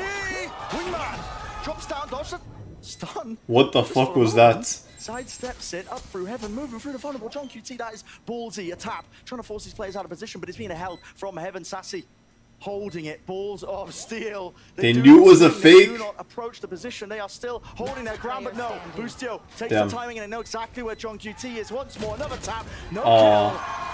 That was a good try. I really liked that they bet on the fake the second time. That was cool. Or no, the first time they knew it was a fake. I mean, 100 is looking pretty good, other than the ult usage of Gecko. SEN definitely could have won that, but it was kind of tricky. Because they had to take a big risk, and I don't think any of them were ready for it. A little dodgy here. Still going to be able to get 4 rifles online, and Sentinel's forced to take a tactical timeout. I mean, they gave it their best shots. All, like, under the circumstances they were in. There are small moments in this map. Dude, let's go. Seeing Asuna happy makes me happy, because he always looks so sad whenever I see Asuna. And I feel like you can tell it's an elimination game. There's a lot of... Wait, is this an elimination game? Oh fuck. Oh yeah, because it's double elimination bracket. I forgot, it's not a round robin, because usually these events always start as round robins, but the kickoff event is bracket style double elimination, so both these guys are in losers, so whoever loses this is just out. Wait, this is so sad now. Now I don't want any of them to lose. No, dude, I don't want 100 Thieves or Sentinels going out this early. Yeah, but of course the round lead, nevertheless, and the ultimates that they've not now got. More importantly, Orbital Strike, Nightfall, tons of tools to be used that can bring them up to that map point. Well, I mean, it is what it is, I guess. 100 Thieves are fine to play retake. They're also perfectly fine to try to deny the plan.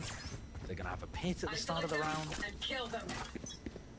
Enormously favoured, I would say, to be able to get up to 12. SEN have got an uphill battle here to knock them out of contention for Madrid.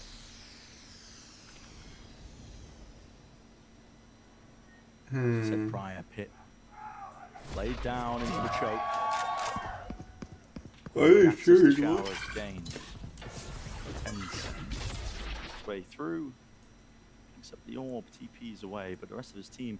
Wait, maybe it's a fake Hold on to that rotate. space that he was Fake getting. rotate. Like, you know what I mean? Yeah, looks Like, he acts like he's really rotating, fake in this round, but he's a lot of actually pressure just over going. towards Oh, B never in mind. terms of noise being used.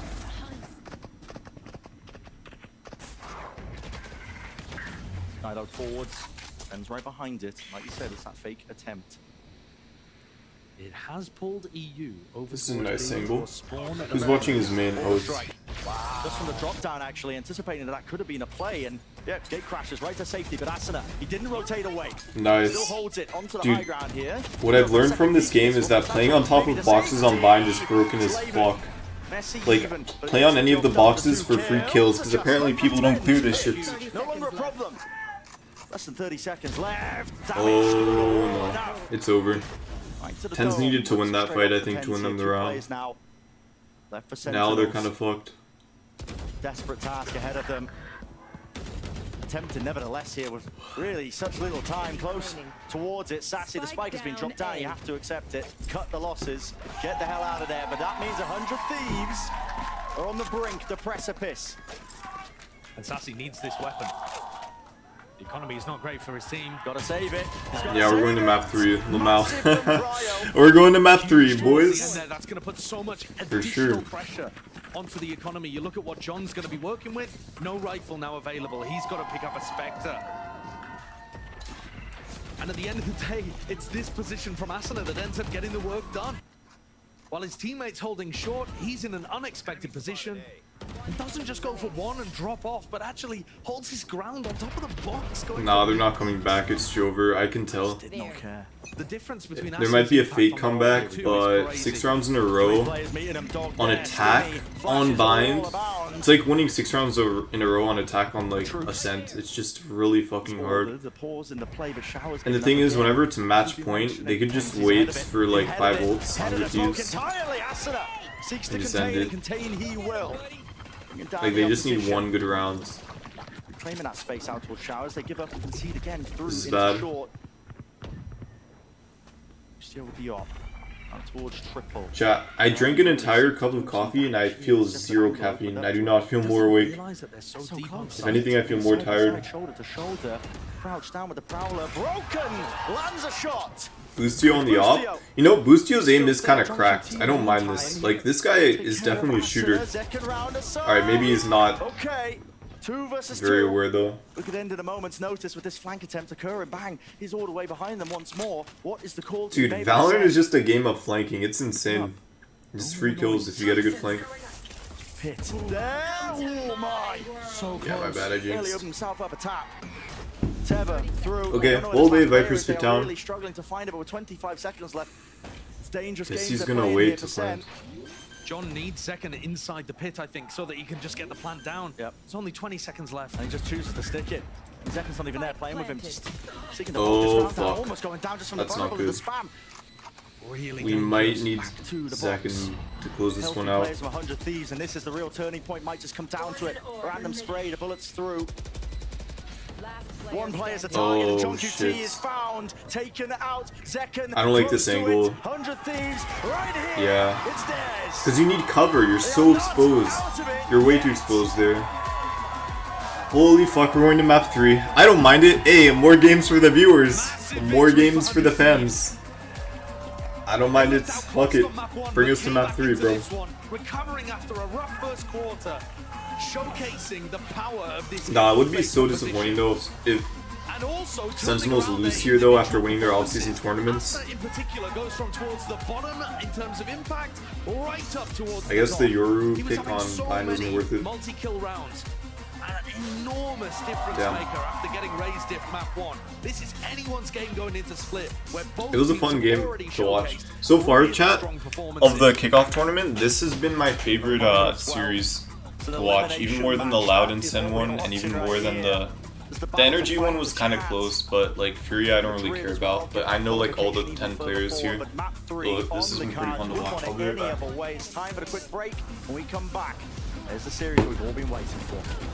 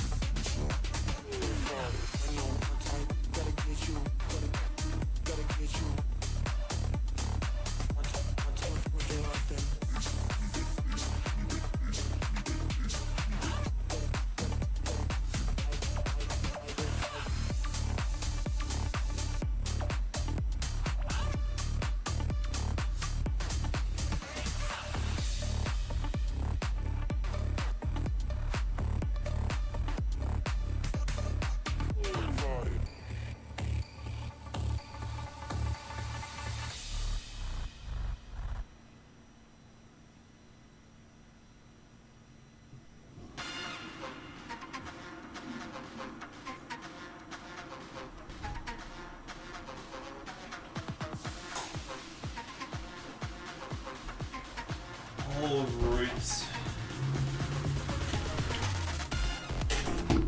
So, oh yeah, so wait, if you're out of the tournament, no way.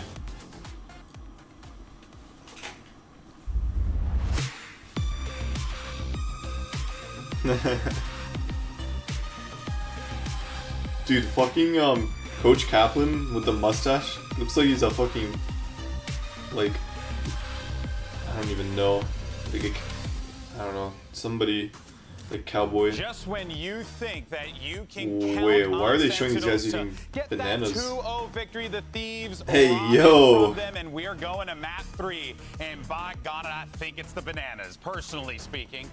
But Banana folks, diff? this is Chat, you know bananas actually have a chemical in them that, like, they have the chemical that gives you happiness. So if you're sad, just eat a banana and, like, they'll give you the chemicals, you know? It was Sentinel's pick. Cheer you up. We ended up just seeing 100 Thieves that felt so. That's why I also love. comfortable I used to out have a there. It banana. was like looking at a completely different I had team a than what we very saw in that first strict, map. cause like I was running like competitively in high school, right? I had a very, like not strict but very planned out meal course, and like what I would do is I wouldn't have a banana every day, but I would have it every other day. So like 3 days a week I'd have a banana, and then the other 2 days of the school day I would have an apple. So it was banana, apple, banana, apple, banana in the morning. And it would always be paired with like cereal or like some sort of grains. One day I'll tell you guys my breakfast lore, because I would plan my like mornings out in high school so fucking hard. Like, you guys don't understand.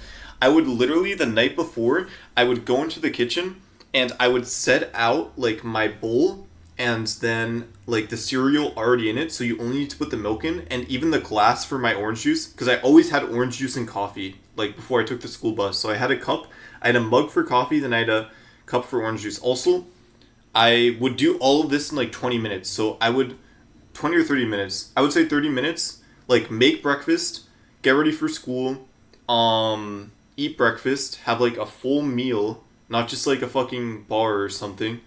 And I don't know, I do it all very quickly. Like, from the moment I woke up, it was like a fucking timer goes off, bro. It's like I'm speedrunning my breakfast and getting all my everything ready. And the reason why was so that I could maximize my sleep, so that I didn't have to like wake up an hour before, and I could just like get a little bit more sleep in, because that could sometimes make the difference maker.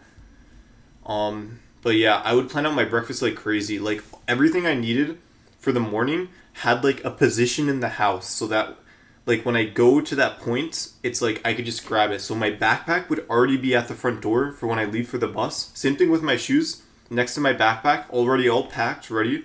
Clothes would be set out the day before.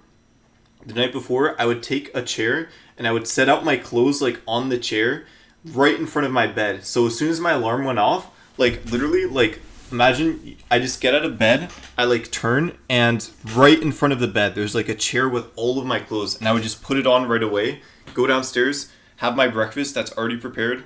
I mean, other than that, I just put the milk in or whatever, and maybe like cut a banana, and coffee would already be made because my parents got up early, so like they had extra coffee and I would just drink their coffee, and then or whatever was left in the thing, and yeah, then I would go upstairs, brush my teeth after eating, and then I would go on the bus, bro. It was all planned out. I don't know why I even did it that much. Maybe it's just because I'm like a fucking OCD perfectionist, but I did have some pretty good results in my races, so I kind of credit my like really good morning routine to that. Funnily enough, it's like I haven't done that routine in so many years. Like it was pretty much only a high school thing for running. These days I'm like extremely relaxed when it comes to my mornings and breakfasts. Like I just grab something. I even oftentimes skip breakfast, but back then it was like I was fucking on the grind, bro. Different. And again, going back to Boostio and EU, both of their initiator utility was always timed so well to set this guy up. On average, I got like, I want to say 6 hours of sleep. The last year of high school, last year or two though, I got like probably 4 or 5 hours because I would go to bed at like 1 a.m. I actually suffered from not getting enough sleep. Like in school once, I actually passed out because I like didn't get enough sleep. I literally had to go to the nurse's office and everything. But that was only the very last year. Other than that, I was like, I always got at least 6 hours. And then you go into bind, same thing there, but now we take the battle. I remember I was in history class and I was like, I don't feel so good, man.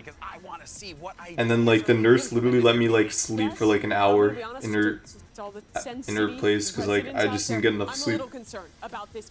And I mean, I'm not blaming anybody, it was my fault.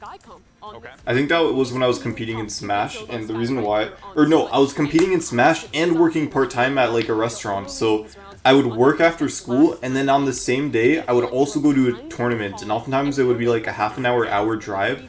So like I'd literally wake up at 6 a.m. for school, go home, work work at this restaurant, and then directly from there go to like a tournament and then come home at 10 p.m. It was kind of fun.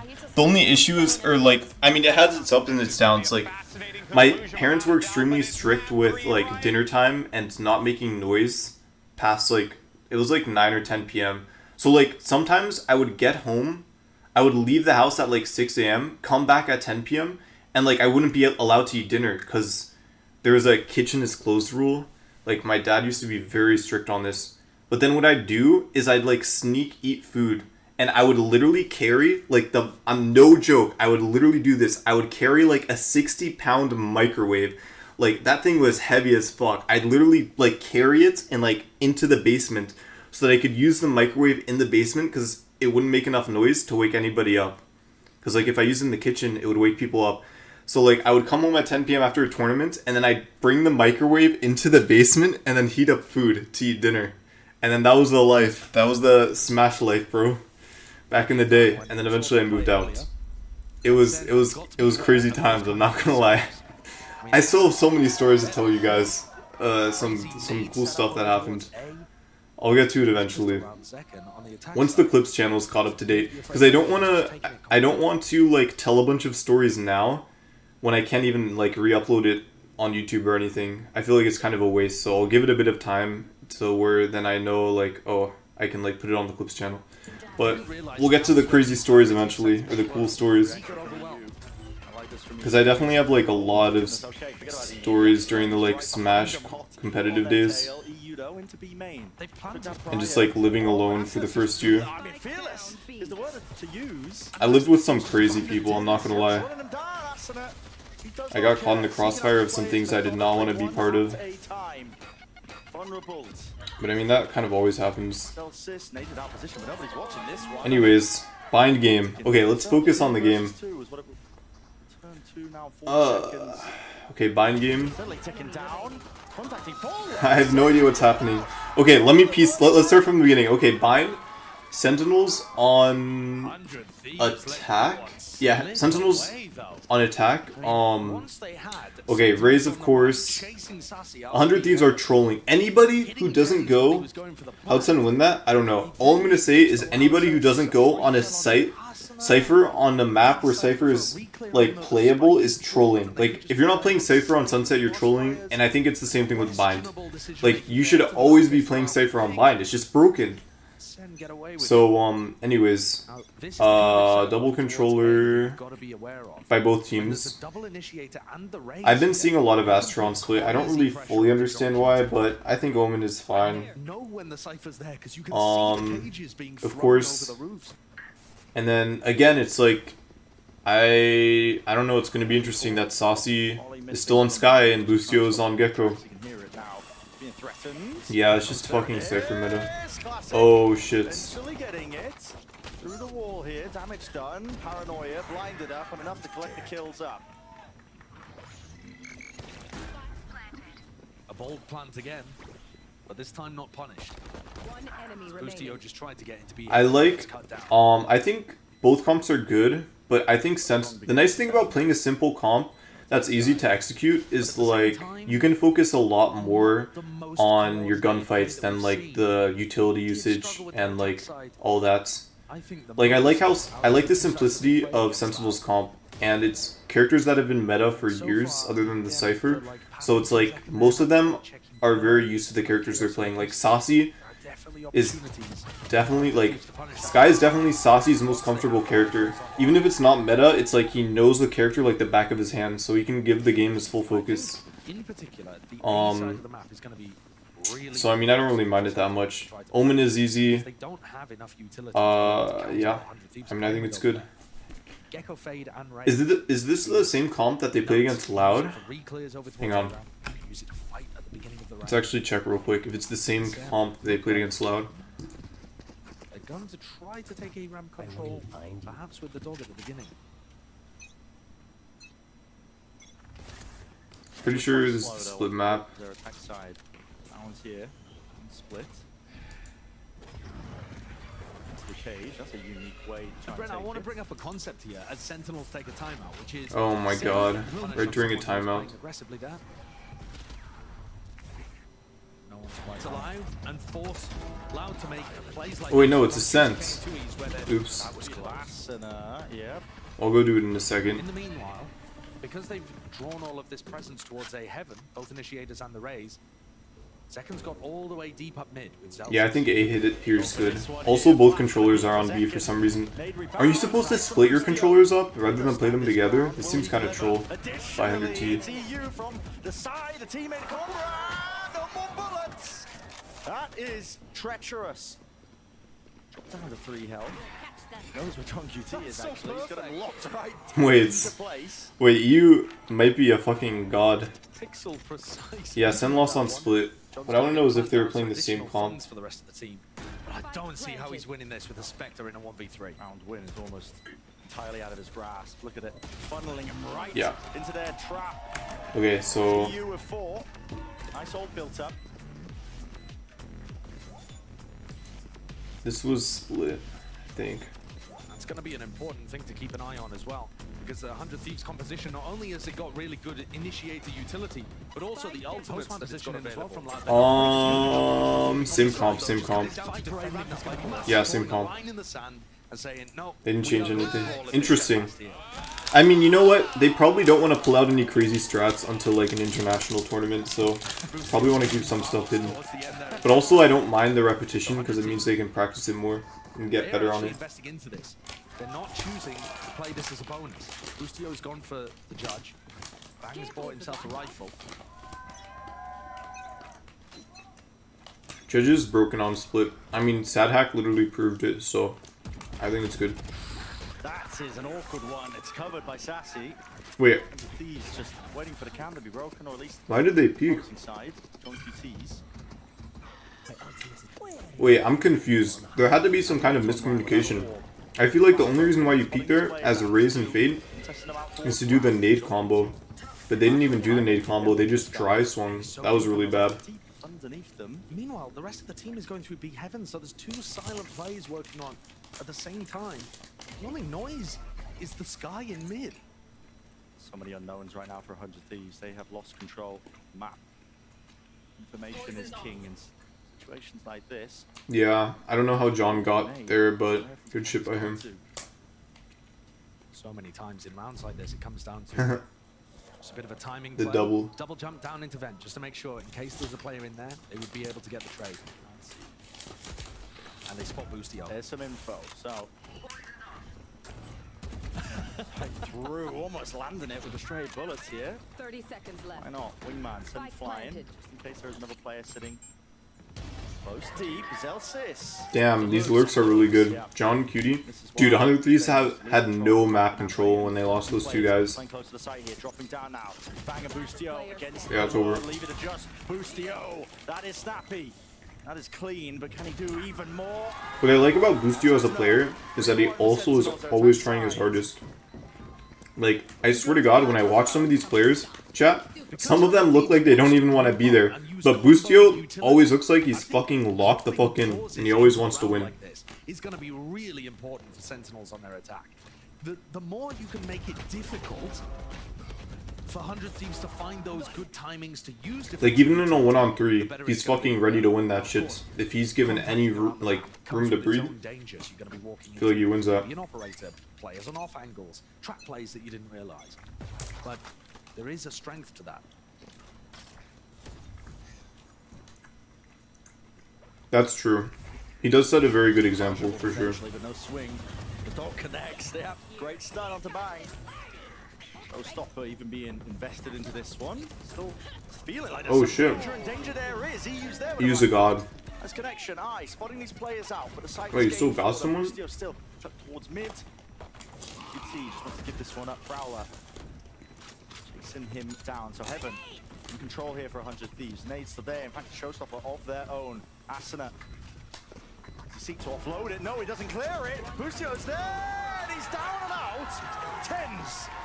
Yeah, he got someone apparently. Maybe like, I think it was someone main. I'm pretty sure it was someone main. Dangerous eco round again. John Cutie just acting as a utility sponge, drawing out all of that initiator utility as Boostio. Sentinel's looking good on split. I mean, the first game against Loud was the split game, which was the most competitive game, in my opinion, between the Loud series. Like, that Loud, that game versus Loud, like, looked extremely neck and neck. So I feel like against any team that's worse than Loud, it's like they just win, which is what we're seeing here. They definitely, like, seem to learn from their mistakes against Loud, too. Whatever that happened wrong, it's like they're doing much better this time on split. So this time I'll give them pause for thought. Because Asuna is often going to use his showstopper to punish, for example, the dog being used up ramp. If he hears that dog, he can blast back out and try to get a kill on somebody over there. And that can be used in various different places around the map. But grants you that luxury, right? You can play a lot more aggressive, tight corners, because you're not worried about the stun as much. Yeah, and you're going to super try to punish people who are static in those spots. Timeout coming at another really important pivot round. If 100 Thieves lose this, their economy is in shambles. Sentinels have already built up such a buffer. This was actually the half where 100 Thieves were having enormous amounts of success against Leviathan, just punishing them. But Lev running the breach and the Sova didn't... Alright chat, I finished my Truly gummy worms from like that I got at 7-Eleven like 2 days ago. Or wait, maybe even yesterday. Yeah, it was yesterday actually. Like to get stuck in. Pretty good, 10 out of 10. Very, very best flavor. After the course here with Sentinels, we know what to expect for their attack side rounds. They like to go slow, beginning in jump spot here. Asuna chasing them down. Wow, they have 4 ready to fight mid. Oh, and Cryo's fallen. With him down here, the Heaven players now have got to really worry about this one. With Zelsis dropped. Evened out 4 versus 4 here, but the site is now there. You know, split is a lot about mid, and maybe Sentinels know that, so they fake presence mid to draw people out. Straight down into sewers. He's left it just 2 alive. This is fucked. Might have been a mistake though. Sentinels seeking to do the most here, but Thrash is going to be clearing out most of the site. They know someone's pushed up because they didn't see anyone with Thrash. Yeah. Lovely angle for it. At this point, there's not too much the Zekin can do. He's just eating all sorts of bullets raining down onto him. There's the fuse for 100 Thieves. So, ults being utilized there to really great effect. Yeah, great play from 100 Thieves, but they did have to use those 2 big ultimates in the round. And that's the silver lining for Sentinels, is that they haven't had a broken economy there. And this playing LP main. Oh yeah, chat. I won't be able to stream tomorrow. I want to stream at 3, but apparently like cleaning ladies are coming tomorrow at like 2:30 or 3, but they're always like an hour late, so it could be that they come at like 4 or 5, and I kind of have to be out of my room, so I can't really stream while they're here. So I either do an early stream tomorrow or it's gonna be a little later. It might be like 5 or something. We'll see. I mean, it won't be too late. 5 PM isn't like late, so I think it should be fine. He did win that fight out, so very reminiscent of what they were doing Just on heads Lotus, up. actually. Just sending Zekken and Tens in. Those Tens teleports that I don't think they were really ever finding value, and that's another one that gets shut down. It's going to make this round more difficult. Trying to mid-round without smokes, that's got to be about one of the most difficult things that you can I mean, they do have Viper. That's the nice thing about double controller. Oh my god, wait, they know. They actually have no one on A. How are they so confident about this? Make our way over towards B. 100 Thieves ready to receive. And this could be a bloodbath. Nightfall here as the Yuto comes out. The damage definitely been done straight through the wall though. That second. And he can't hear anything at all. Cut into the corner. Bangs the goat. Bang, taking slices out of him. And he right behind him. What a read from 100 Thieves. Yeah, I guess they knew. Maybe, I don't know how they knew that, but that was a really good fucking call. Sentinels had not made a single piece of noise. I like that too, because I think a lot of times in competitive, like, teams are afraid to like fully stack a site on defense because they were worried about flankers or like possible fake. So I like that they have the balls to like just say, fuck it, just 4 stack, man.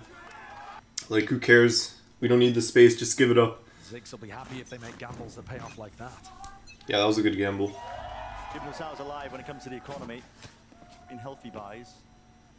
Now it's Sentinels with the back foot of the economy. If they lose this round, they're going to be knocked down. Likelihood.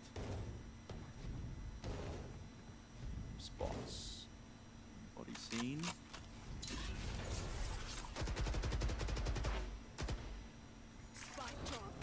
Waiting. Maximize the use of that molly. Let's rip now as he hears the dog. And a boom bot. Dude, the fucking boombot. That thing goes crazy. I'm pretty sure it doesn't have like a travel limits when it finds someone. It just keeps on going. Wait, if you pass the spike to somebody, I don't think it makes a noise unless it hits the ground, I'm pretty sure. Dude, this fucking rat spot usually doesn't work, but when it does, it always is good. Okay, 4v3. Yeah. I'm getting deja vu. He did the same thing against Cloud. He just played the smoke heaven. I remember that. Yeah. Good exec. Good exec. And I really think a large part of that round is that 100 Thieves chose that mid-round timing to try to pull people away from. Feels like it's been forever since I've seen splits in like competitive, because it was out of the map rotation for like, I'm pretty sure 2023. It was either 2022 or 2023. It was like out of rotation for a really long fucking time. That's the other side. Like, the last time I remember seeing this map was like Champs 2021 for some reason. So I'm like forgetting something, but I don't know, it feels like Split's been the map that's been out of rotation the most for some reason. That and Breeze. When Breeze was out of rotation, it was like out for like half a year. That was like last year though. Both of these teams, Second looking happy. Back and forth does put a lot of strain on your ability to be able to buy up. Cover going out. I think 100 Thieves are really struggling to get information and deny this Viper setup. Cryo's just basically having to sit there and babysit B main. Yeah, I mean, Sentinels still think single initiator, Sky is all they need. But maybe it also fits the players more. I mean, who else could even play initiator on Sentinels? I feel like that's it. Maybe Zelsis can flex. Zelsis plays Breach, I guess. Yeah, Zaddy can. But I think it's pretty much. I think Breach is what he usually goes with initiator when they do need it. Wow, John QT up into this angle. Jump spot. Damage. Through the box. Not enough for the kill. Double jump spots over towards A. Wow, I think he's trying to sell a fake, but yeah, 100 Thieves aren't budging at all. They're staying put. SEN are hoping that they can make it easier to walk through on this B split. Wow. Nice. What a punish that is. All of these 100 Thieves players Dude, jump spot because they don't have that. Sentinels are so good at like catching jiggle and jump peaks. Oh shit. Molly in the hands of Zelsis hands him an easy one. Cryo still dodging, juking. Not enough. Not enough. Sentinels right in their faces. Another really tough situation. Oh, they want to fight this. They want to fight this. They want to fight this. Boostio. He shut down instantly, and like you said, Josh, it's a tough situation. Reveals the 2. Sees the reposition, lined up entirely, but it is that crossfire. No way! EU's looking warm. Oh my god. It's crazy how like when you see someone in like a 1v2 or 1v3, it's like you know they're gonna kill the last person when they kill the other two. Like, cause they're just really fucking locked in. It's like they stayed on his POV and I was like, yeah, Saucy's not gonna win this. Like, this guy's locked the fuck in and he's really fucking fast. Boostio and EU committing into that when they had that player disadvantage, but oh my god, so good. He knew someone might try to trade him if there's someone main, and then he got the main guy. Played that perfectly. Good shit, man. EU is actually okay. He's looking better than I thought. Into the camera, that might have just saved his team. Because that was an eco swing round. 100 Thieves would have had to be on some kind of broken buy. Look what it means to them. It's an elimination map, and now we see 100 Thieves with this fight out towards A, trying to catch anybody that might be defaulting for ramp control. John QD has been lurking a lot. Feed this info to the rest of the squad, but they don't immediately react into B. They make sure that they're set up for it first. And then setting up for it. It's that rocket bang. That did so much damage. Oh my goodness, but no kill claims. Damage, stray bullets. Set fire, John QT. Oh, poor Bang. How was he already there? This is ridiculous. Wait, when did Saucy, did he just work up mid early? When did he get there?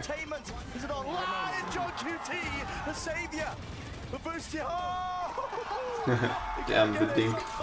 Wallbangs need to do more damage, chat. I don't care. Make this game into Siege. I don't give a fuck. That shit is the worst feeling. When you get like 2 dinks through a wall. It doesn't even kill, especially on a Vandal. Like, you should not need 3 dinks on a Vandal to get a kill. And it normally only needs 1. And he looks very clean with the shooting. My god.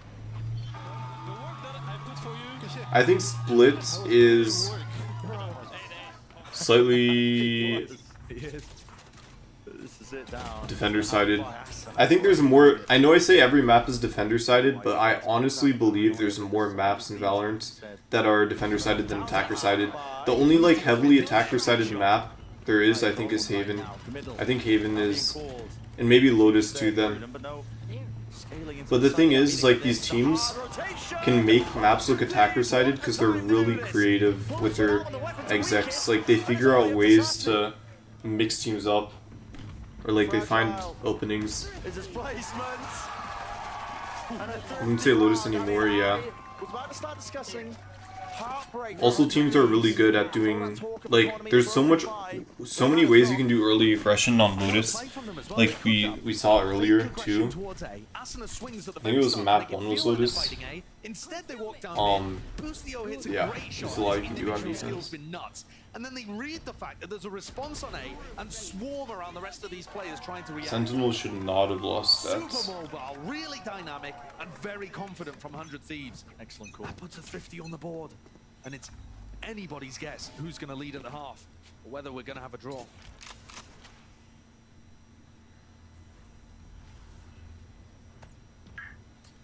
Not the rifles. B main. Game for Zelsis. Has he spotted? No, I mean, he's pre-firing it just in case I believe there's a jump spot. Yeah, he doesn't know. Cryo has been playing into that back corner. He's alone, he's spamming this. Calls for rotations, and here it is. Cryo just takes the fight. That's one of the first times that Cryo has found an advantage by holding like that in B main. Usually finding himself caught out a little, but that is huge for 100 Thieves. Massive one. It's going to be called now. This is a fake reaction on the other side. But to be honest with you, when they find the A site empty, Wow, that's a cool double satchel for 10's over. on the heaven. And he's got the spike in his hand, so they Into the smoke. into this one with the forward positions. Not bad. And then they could even get a potential. He's an important piece here. Needs to stay I alive. think they were gonna be right. Oh, ah. Get out alive. At least he got one. It's firing on all cylinders, but finally will fall John QT. Oh my God, this is so good. They are none the wiser, but only just the one. That's enough. Forcing his attention forwards. They want to try and take this fight straight. It's not over though. It's 2v3, but still winnable. Whoever's on site is pinched. Yeah, 10's dead. And he does fall. 2v2 planted potentially. I don't know if heaven is in there. Get aim. Oh shit. Oh, so close. So close. 7 to 5. Good try. I respect the fucking stick. That one was so incredibly close. That was a good flank by John QD. What a half this has been. The other two maps are very These teams lurks, especially Sentinels, they almost always have a lurker on attack. Like no matter which map it is, Sentinels will always have pretty much always have a lurker, which I think is like good. It's an easy way to get kills. So tight between these two teams. Well, Liz is standing by with Kelly and Tina, the parents of Boostio, and bang, let's hear from them. Thank you so much, Brennan. Are those Banks parents? While this game is very, very, very tight, It's more than just a game. There are families and emotions behind this. I'm here with Tina and Kelly, Boostio's mother and Bang's mother. I have a little Boostio poster made by you in here. All these posters. What is it like being here in an elimination match with all of this pressure and all these supporters here for 100 Thieves and Sentinels as well? Make me cry. I love all you guys. You're everything to me. I love you guys. You're everything to us. Now, Tina, I have to ask you, how have you seen your Wholesome son mom grow in the time moments. that he's been a professional player? I've seen him grow tremendously. There isn't a day that goes by that I'm not super proud of Aww. everything he's accomplished. W moms. He is absolutely. This is the actual most mom committed, goals. devoted Chat, I always say player. this, I'd rather have parents that Love him. show me love and support than like fucking pay for shits. If that makes sense. Like, I don't care if my parents don't fucking give me a cent like my entire life if they show me love and support. I don't give a fuck. Like, don't buy me shit. Like, if you buy me shit and then you trash on my life and everything, it's like I want nothing. I would much rather have the moral support than the financial support. I think that's what I'm trying to say. Moral support over financial support for me personally. When it comes to parents. Makes us happier than to be here to support them. This just made my entire day, everyone. What a wonderful Like, this is the kind of parents that I think are the best parents. They just want happiness for their child. Like, it's just the best kind of parent in my opinion. Better than just like worrying about money or finances. Yeah, I mean, Pure But that also best shows you how much wishes, is on the line. wholesome I mean, just for happiness everybody wishes. involved too. There's pride, but it'll be warring with a little bit of devastation if 100 Thieves do end up being eliminated here. Because again, these guys, they put everything into it. All the players on both sides. We've already seen 2 teams globally get eliminated from contention in Madrid. And the rest of this map is going to define the third. You don't play until April. If you end up getting eliminated, You don't play until it's such April? a time to Wait. sat twiddling your thumbs. March, April. So you pretty much go a month without playing, and like for the rest of this month. So it's like a month and a half with no competitive play. The presence into mid by 100 Thieves. Because I think April is like the first international tournament, pretty sure. Down to the minute mark, almost here, but now they're starting to walk their way over with the Viper wall. Tens is in this spot at Flower, holding a paranoia. Mosh pit. I mean, that clears him. No? I think that was a little too early. A ton of damage, but Unless he was trying to stall for rotates, I think he kind of mistimed that blind. Should have waited until one pushed through the choke. gonna be plucked apart piece by piece. 100 Thieves. Why is Elsis walking? Oh my god. This is not good defense by Sentinels in my opinion. That was very sloppy. Oh boy, oh, the plan tonight. Get him gone. Oh no, oh no, no, no, no, no, no, no. This could be a disaster. 30 seconds left. Wait, how are Sentinels still in this? Oh my god. No way. Nah, Zelsis could have gotten 2 there. A good player gets 2 there, chats. One shot will do it. The damage there. 12 seconds remaining. Seeks to deny. Oh my fucking god. This is insane. Still kicking, by the way. Now EU has to stick it. Spike planted. Gets back in. Oh my fucking god. One single shot. 3 bullets. Wrap around. John Cutie, the GOAT. Oh my fucking god. John Cutie's so... Oh, he knows where he is. Wait, he knows where he is. He can have it. Pretty sure. Hasn't pushed up a tap. The game of chicken is being played all for the pistol line, all on. Holy fuck. Ah, so close. That was such a good try. Ah, that would have been like the clip of the day right there. If he actually won that shit, that would have been insane. It shouldn't have been that close in the first place though. That was like a 2v4, I'm pretty sure. But yeah, I played that really well. I would have halved it, to be honest. I would have just halved it. Because then, here's the thing about having the bomb, chats. Most of having the bomb, for me, is not just about the convenience. It's the fact that in the back of your mind, if you have to defuse, you know you have so much more time to work with. Like, if you get the half over with early, it's like, okay, now I can just chill. I have so much time to like fuck with this guy, because like it's half, so like I don't have to, it won't take that long to defuse. I can kind of play with him. Zaddy need to get more than 1. Yeah, he should have gotten 2. He needed 2 headshots there, and then it would have been an easy round. Nice try though. Any players get some additional info because 100 Thieves don't want to commit into us just in case there is a stack on A. As soon as the boombot's online and the Viper wall drops though, they're going to be able to take A under control. That is with the Dizzy. Additional layers on top. Worth keeping an eye on trap plays like that though, because that's something that's very possible for Sentinels to put together with the Cypher in their corner. There's the congestion. Yeah, EU definitely feeling sharp with this one. Should have got all the angles covered. Okay, well I mean this is just eco frags. Did they buy it all? No, they full saved. Okay, good. Cleans house. So 100 Thieves get up to 7. Gonna have slightly worse weaponry in the bonus round. Have they got some kind of big idea cooked up? Do they have a big idea cooked up? We saw them comboing their utility together really heavily to try to take the sites. But throwing in a little bit of that defaulting at the start just to disguise where they were ending. Dude, planning for heaven on A is so fucking broken. It's so easy to play post plan on A once you have Spike like in the open there. That's a nice way to use geckos, like, for sure. Potentially a recall. Thieves are the winners this time. They're going to be granted that one. So Satchel through, spots it out. Actually, just hits the corner of it.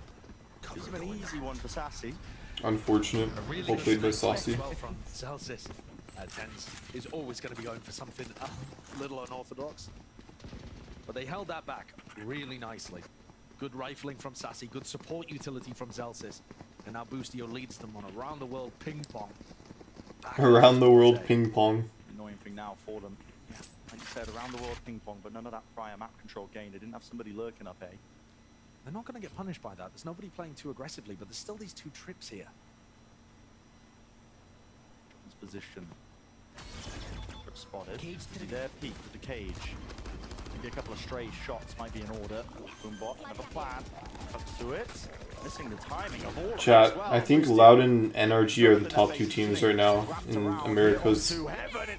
I think my prediction for Grands in Kickoff is going to be NRG versus CLOUT. Unless they meet earlier twice. But I think it's going to be NRG versus CLOUT in finals. Committed, slices up the map in a very unusual way here. Bang. Still got to worry about lots of different angles. Actually, I forgot about EG. Huh? We'll see what EG does. Hearing them drop down now, making that information known. Bang.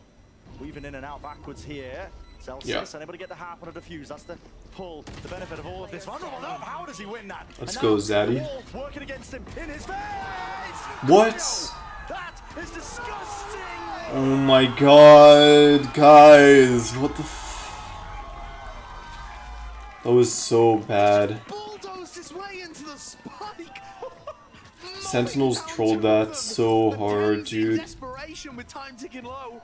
Thinks about playing to his outs, which is, I guess I just gotta go for it. One enemy remaining. What a monstrous round from Cryo. Enemy remaining. What the hell? I mean, yeah. He got so many kills in the previous round on the pistol. When you're that close, you can just run and gun. Wait, I don't understand. Why were they both in the smoke? Actually, if anything, why not? I don't know. That was just like hoping. I don't know. That was just like hoping that the enemy team would be lazy. Anyone who tries there just gets a free double kill.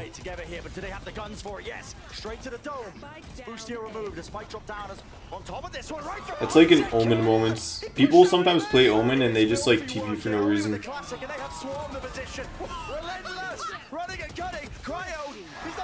Holy shit, Sentinels are pissed off after that last round. They're like, nah fam, nah, run that shit back. I'm glad they took it that way. I'm glad that their spirits weren't broken. They were just like, nah, fuck these guys. We're not letting them win this shit. This is like fucking neck and neck, man. Round after round. One round goes one way, the next goes the other. What a response. There are hero plays and trap plays. Let's go. Plays and big plays all over in this series. I mean, see how much that meant for Kaplan. He realized how big that round was. Could have been the difference between 100 Thieves taking that lead and running away with it. Yeah, you think Cryo was playing the previous round. That can sometimes just win you matches like this. And it's instantly been knocked on its head. oh shit. Through now, plenty of trips to deal with. Be tying and tangling him up. Sent flying into the back of the site. Plenty of players to reinforce here. SEN. Want to bunker down here. Batter the hatches. They want to make a go of this one. Still the plan's going. Oh, second. Where the hell? What is happening, bro? Side. Flash though. Okay. See a thing now. This is really getting treacherous. Second. Not going to be able to defuse it. Brought down. In the closer positions is really just being. Dude, Split is such a clusterfuck sometimes because it's like everything is so close to each other and everything just happens really fast. Tap onto this one, so pushes him away, buys him some critical seconds, but he doesn't have a gun for the job. Somehow removed and away, and cover is there.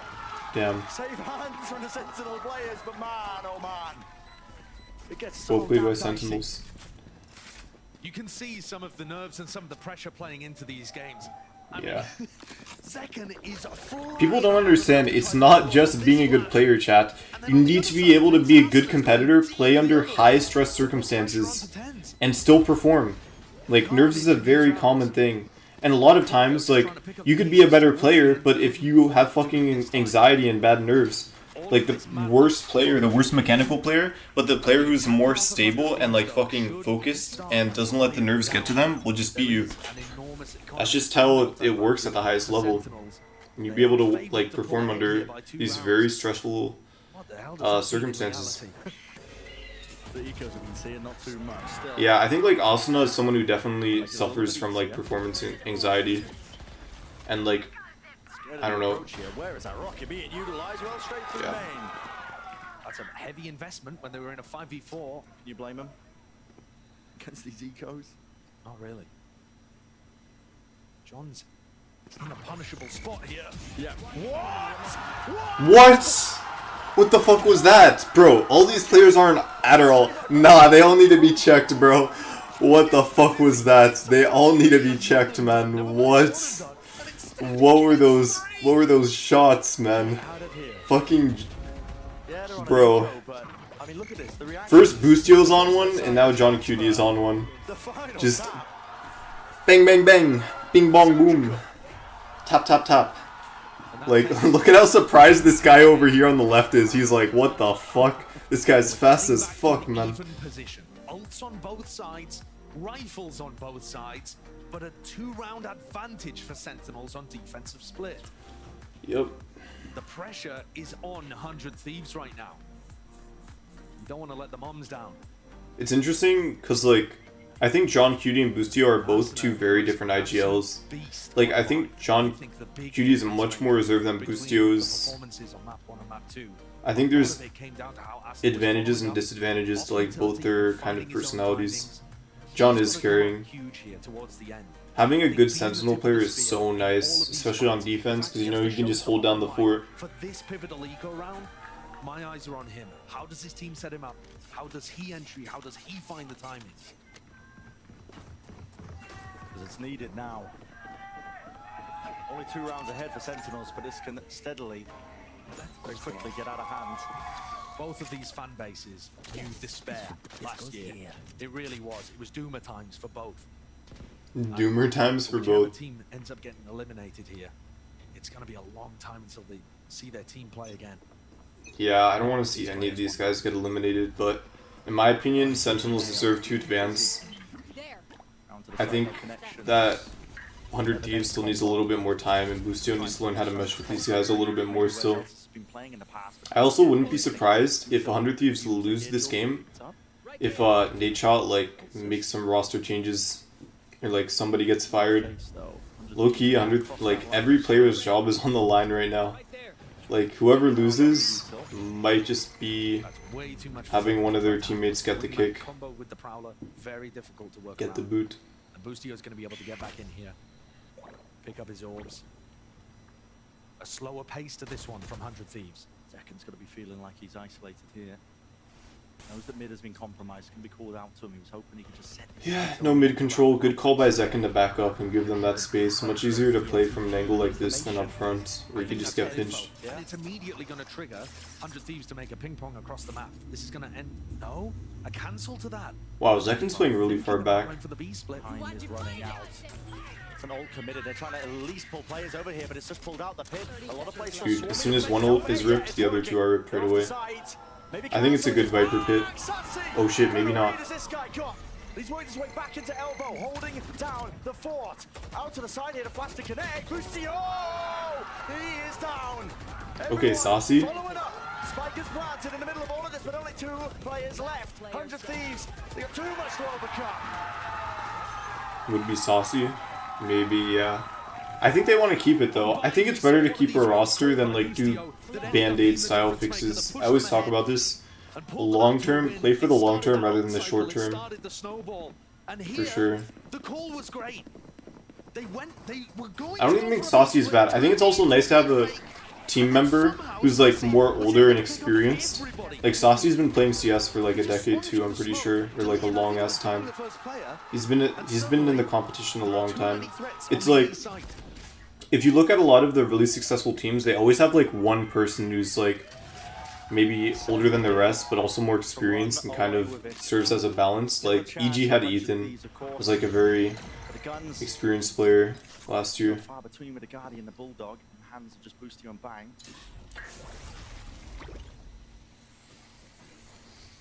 The Nightfall can do some work here. Got to wait out this snake bites. Push forwards now. Big control still being called for them. And an assortment of bullets, no connections for Zelsis. Holds a further back position still, contacting, but the cam will catch it. Now they know.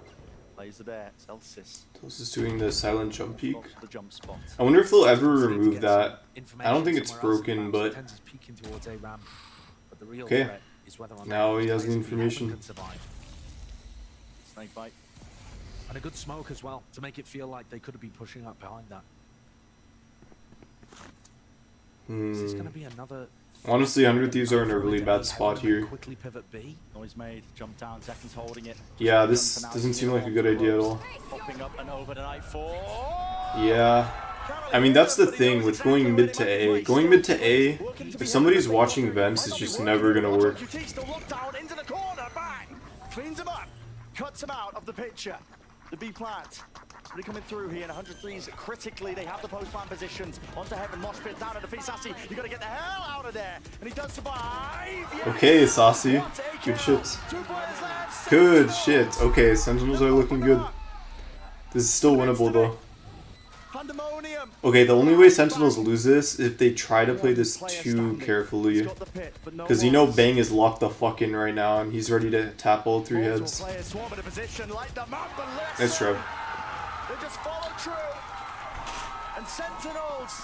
Okay, holy shit. Sentinels might get a series win here. It would be nice to see. I think they deserve it. From what it looks like, and especially them winning the off-season tournament, I think Sentinels have been really hard at work, so I think they deserve to at least get one series win. And I think 100 Thieves needs, like, they definitely still need some more work. I think Bustio needs to, like, find his footing as an IGL with these guys. That are making all the difference. One more round. Tens has picked up an operator for the final round. He's got a rifle as well, one would assume. I think buying an op at match point is always good, because like people won't expect it and it's an easy way to close out game. Where's he playing A? Yeah, especially like usually every map chat in Valorant has at least one spot where it's like anyone can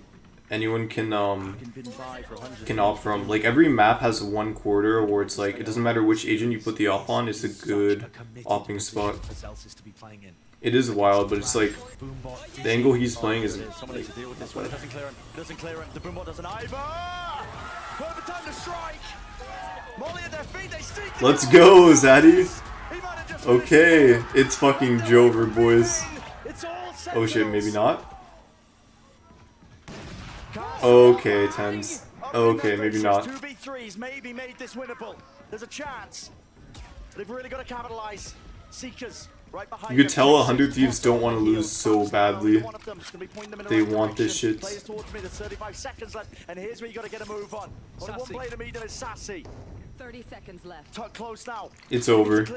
There's so many rat spots. Let's see if they clear this. How do they want to take this? 100 Thieves. Time is of the essence. They drop down themselves. Into the back of the site. He's tucked close. And he gets the kill. That could be it. Bang. Flashed. And he's just. Aw, it's fucked up. That's fucked up. Alright, chat. There you have it. Sentinels win. If 100 Thieves won, I wouldn't be too upset, but I'm not gonna lie, I was slightly leaning towards Sentinels winning, so I'm really happy to see them succeed. I want them to succeed.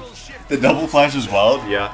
I think, you know, I think Saucy is also like kind of adjusting to the Sky nerfs in terms of like being more reserved with his utility, and like in that last round it was so far into the round but he still hadn't used a single flash, which I honestly like.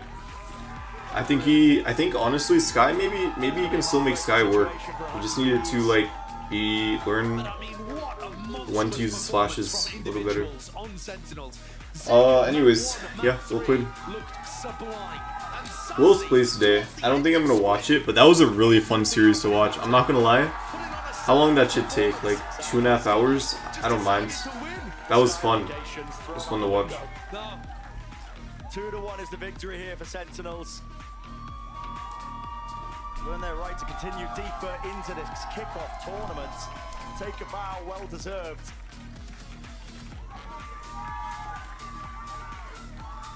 And very quickly, thoughts will start to be turning to their next opponent, because it doesn't get any easier. No. The loser of Loud Leviathan faces them.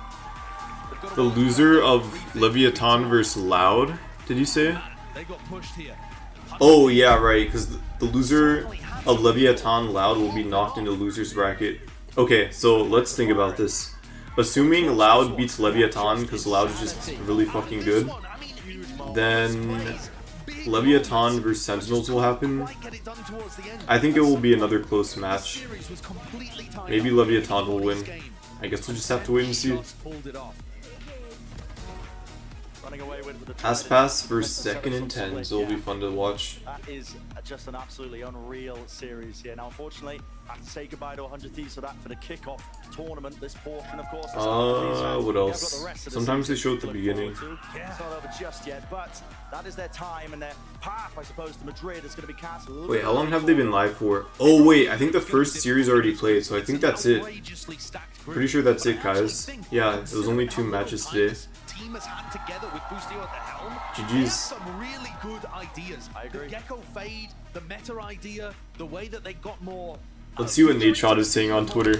It's so funny because whenever like 100 Thieves lose any event, like it's always just it's always like Nate Shot molding. What a monstrous performance that was. The year is 2024. Ye is on Viper, Cryo is on Astra, Tens is on Omen. This game has changed. Wait, that's actually true. No failures, only delayed successes. There's how to fix bleed. Put Ye. Wait, here's how to fix bleed. Who's this guy? I feel like we kind of dropped the ball against CLOUT. Put Ye on chamber on every map. Figure out comps around that. And before this tournament, I felt like we didn't show our true face. Yeah, I agree. So it was a difficult first If match you're paying the best chamber player to ever touch the earth $1 million a year and have him playing Sky, you're brain dead. Wait, this is actually so true, chat. True, lol W. Like I'd say he is the best chamber player in the world. I don't think there's a better chamber player than him.